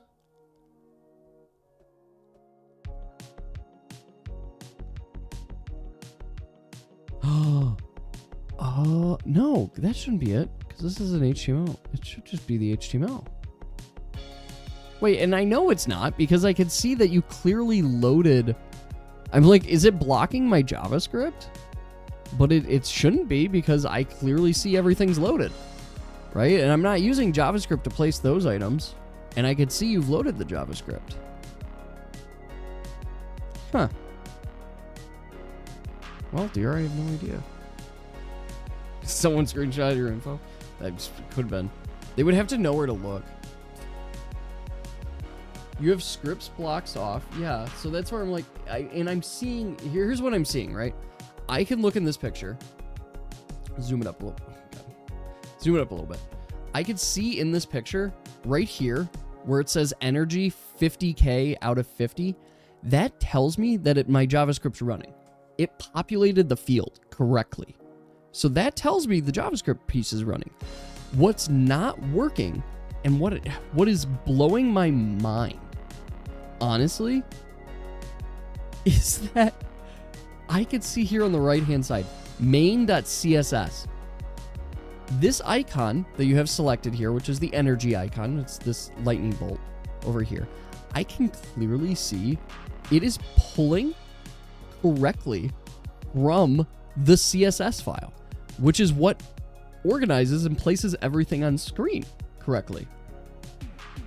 So I'm now trying to figure out, why is it loading the CSS file, but it's not loading all of the CSS file? Because it should be? Because I don't see anything here anywhere to indicate to me that something's wrong. But clearly something's wrong, because it's just populating all of your stuff on the left-hand side. Which is even more crazy to me, because I don't even think I align it there. Weird. Well, I'm very sorry, dear. I have no idea why it's doing this to you. Because it's wrong. This is what coding's about. It's just all this fucking bullshit happens. Oh my god. It is a mystery. It is a mystery, and I don't like it. Alright, so let's fix this code. I can do this. Alright, Black on Fire. This is unfortunately the only thing we have to load from this, but we should be good. So this first level removal, right? Level removal, level 0, item, gems, and fire, right? If level is greater than or equal to 1, then it should remove the next stuff, which is going to look at disruptions. Right? So, removal,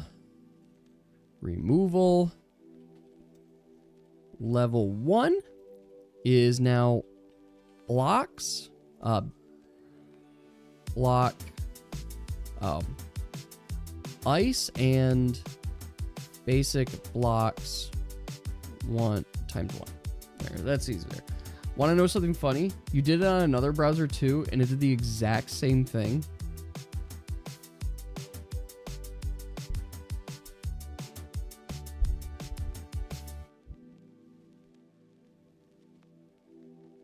I'm trying to wrap my mind around it. What? So, you know what? First things first. Not a browser issue. It's not a browser issue, right? And I'm pretty confident it's not a browser issue because people are playing on a bunch of different browsers, right? So I'm assuming it's not a browser issue. So what is it that your computer doesn't like?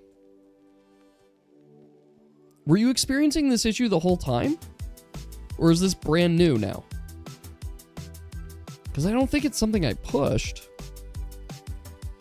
I haven't been touching the CSS or the style or anything the whole time. Okay, so whole time. That at least that's good. That confirms that it's been consistent, which is very good. I hate it when it's inconsistent. So consistently bad is a good thing. Bad thing, but it's a good thing in programming because you want consistency. If I'm honest, I have zero clue. I have zero clue what's going on. The best guess I have is that it is trying to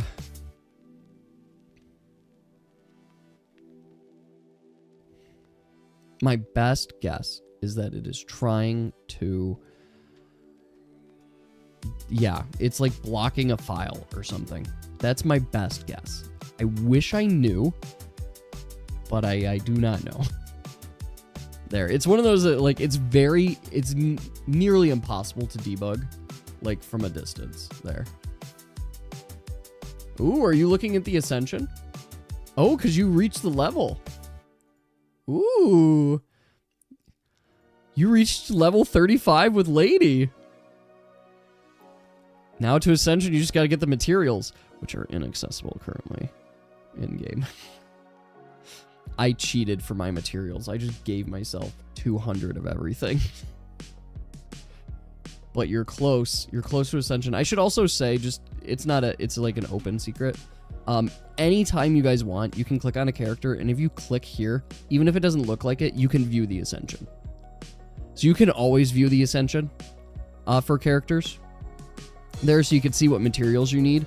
It's just, I like to call it out when a character is ready to be ascended as well. So as soon as they're ready to be ascended, you can click on them and it'll start like hovering and glowing there to be like, hey, check this out. But yeah, you have to, like, if I click here, I have to reach level 50 with Lady, which is no small task. So for example, if I click auto here, 30 of the really big ones is a necessity. I actually really want to rebalance it a little bit because I kind of want this to cost more than just 30 of these too, but yeah, whatever. Yeah, that's what it requires. So I take off like one of these. Wow, why did it add that if you just don't need it? I must have added it at a different point because you just don't need it. Oh, I added it going up because it was trying to use the resources, but it just wasn't enough. All right, I'll have to math that later because you really should have done this. It shouldn't have added the bread there. But either way, yeah, look how much experience you need for like just this level. You need 4,000, which, you know, all of this adds up quick there. But yeah, cheater. Yeah, I admit it. I have to cheat in my own games so that I ensure that it works. That's the requirement. I have to ensure it works. There. So, okay. Let's guys, we're getting closer. I'm getting really close to writing some code for you. Have I written any code this stream? I guess I've been fixing bugs, so that's writing code. All right, so we should do the level updates backwards. And the reason we do the level updates backwards is because it's just easier, right? So removal level 4 can remove indestructible blocks, or unbreakable blocks,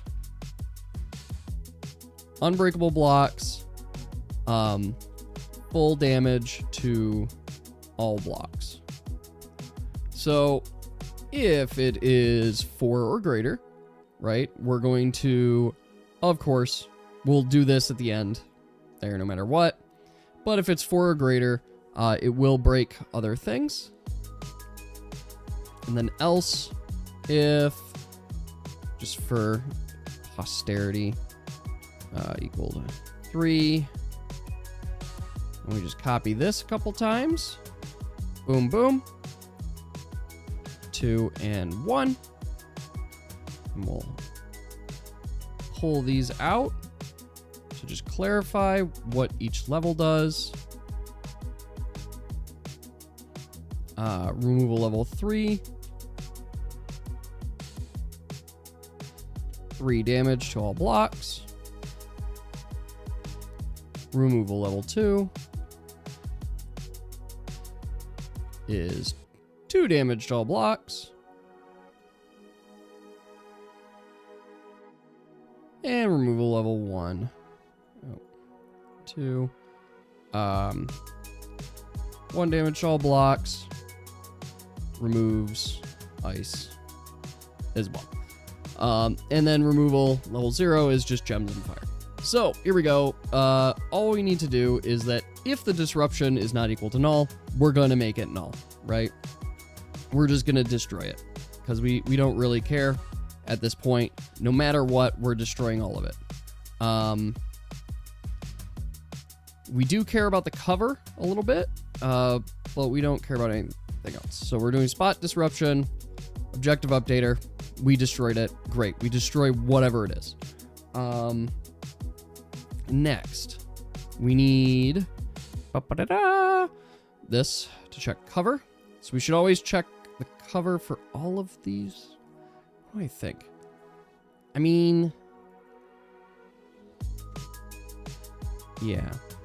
How do we want to do this? I want to do this smartly, is what I'm trying to do. I want to do this smartly so that I don't have to rewrite a bunch of code. Because this is one here, and all I want to do is this, right? So if the cover is equal to block ice, then remove it here, because this is something that gets done here. But we need to deal some damage. You're going to look into a new avatar for Augustine? Oh, okay.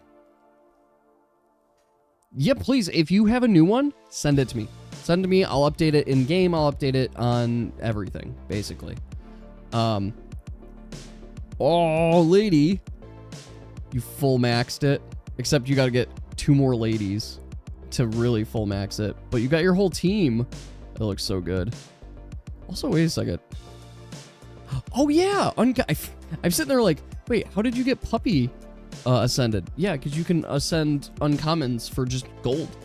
That's all you need. I forgot about that. And ascending will unlock their traits and make them actually really good. So, okay.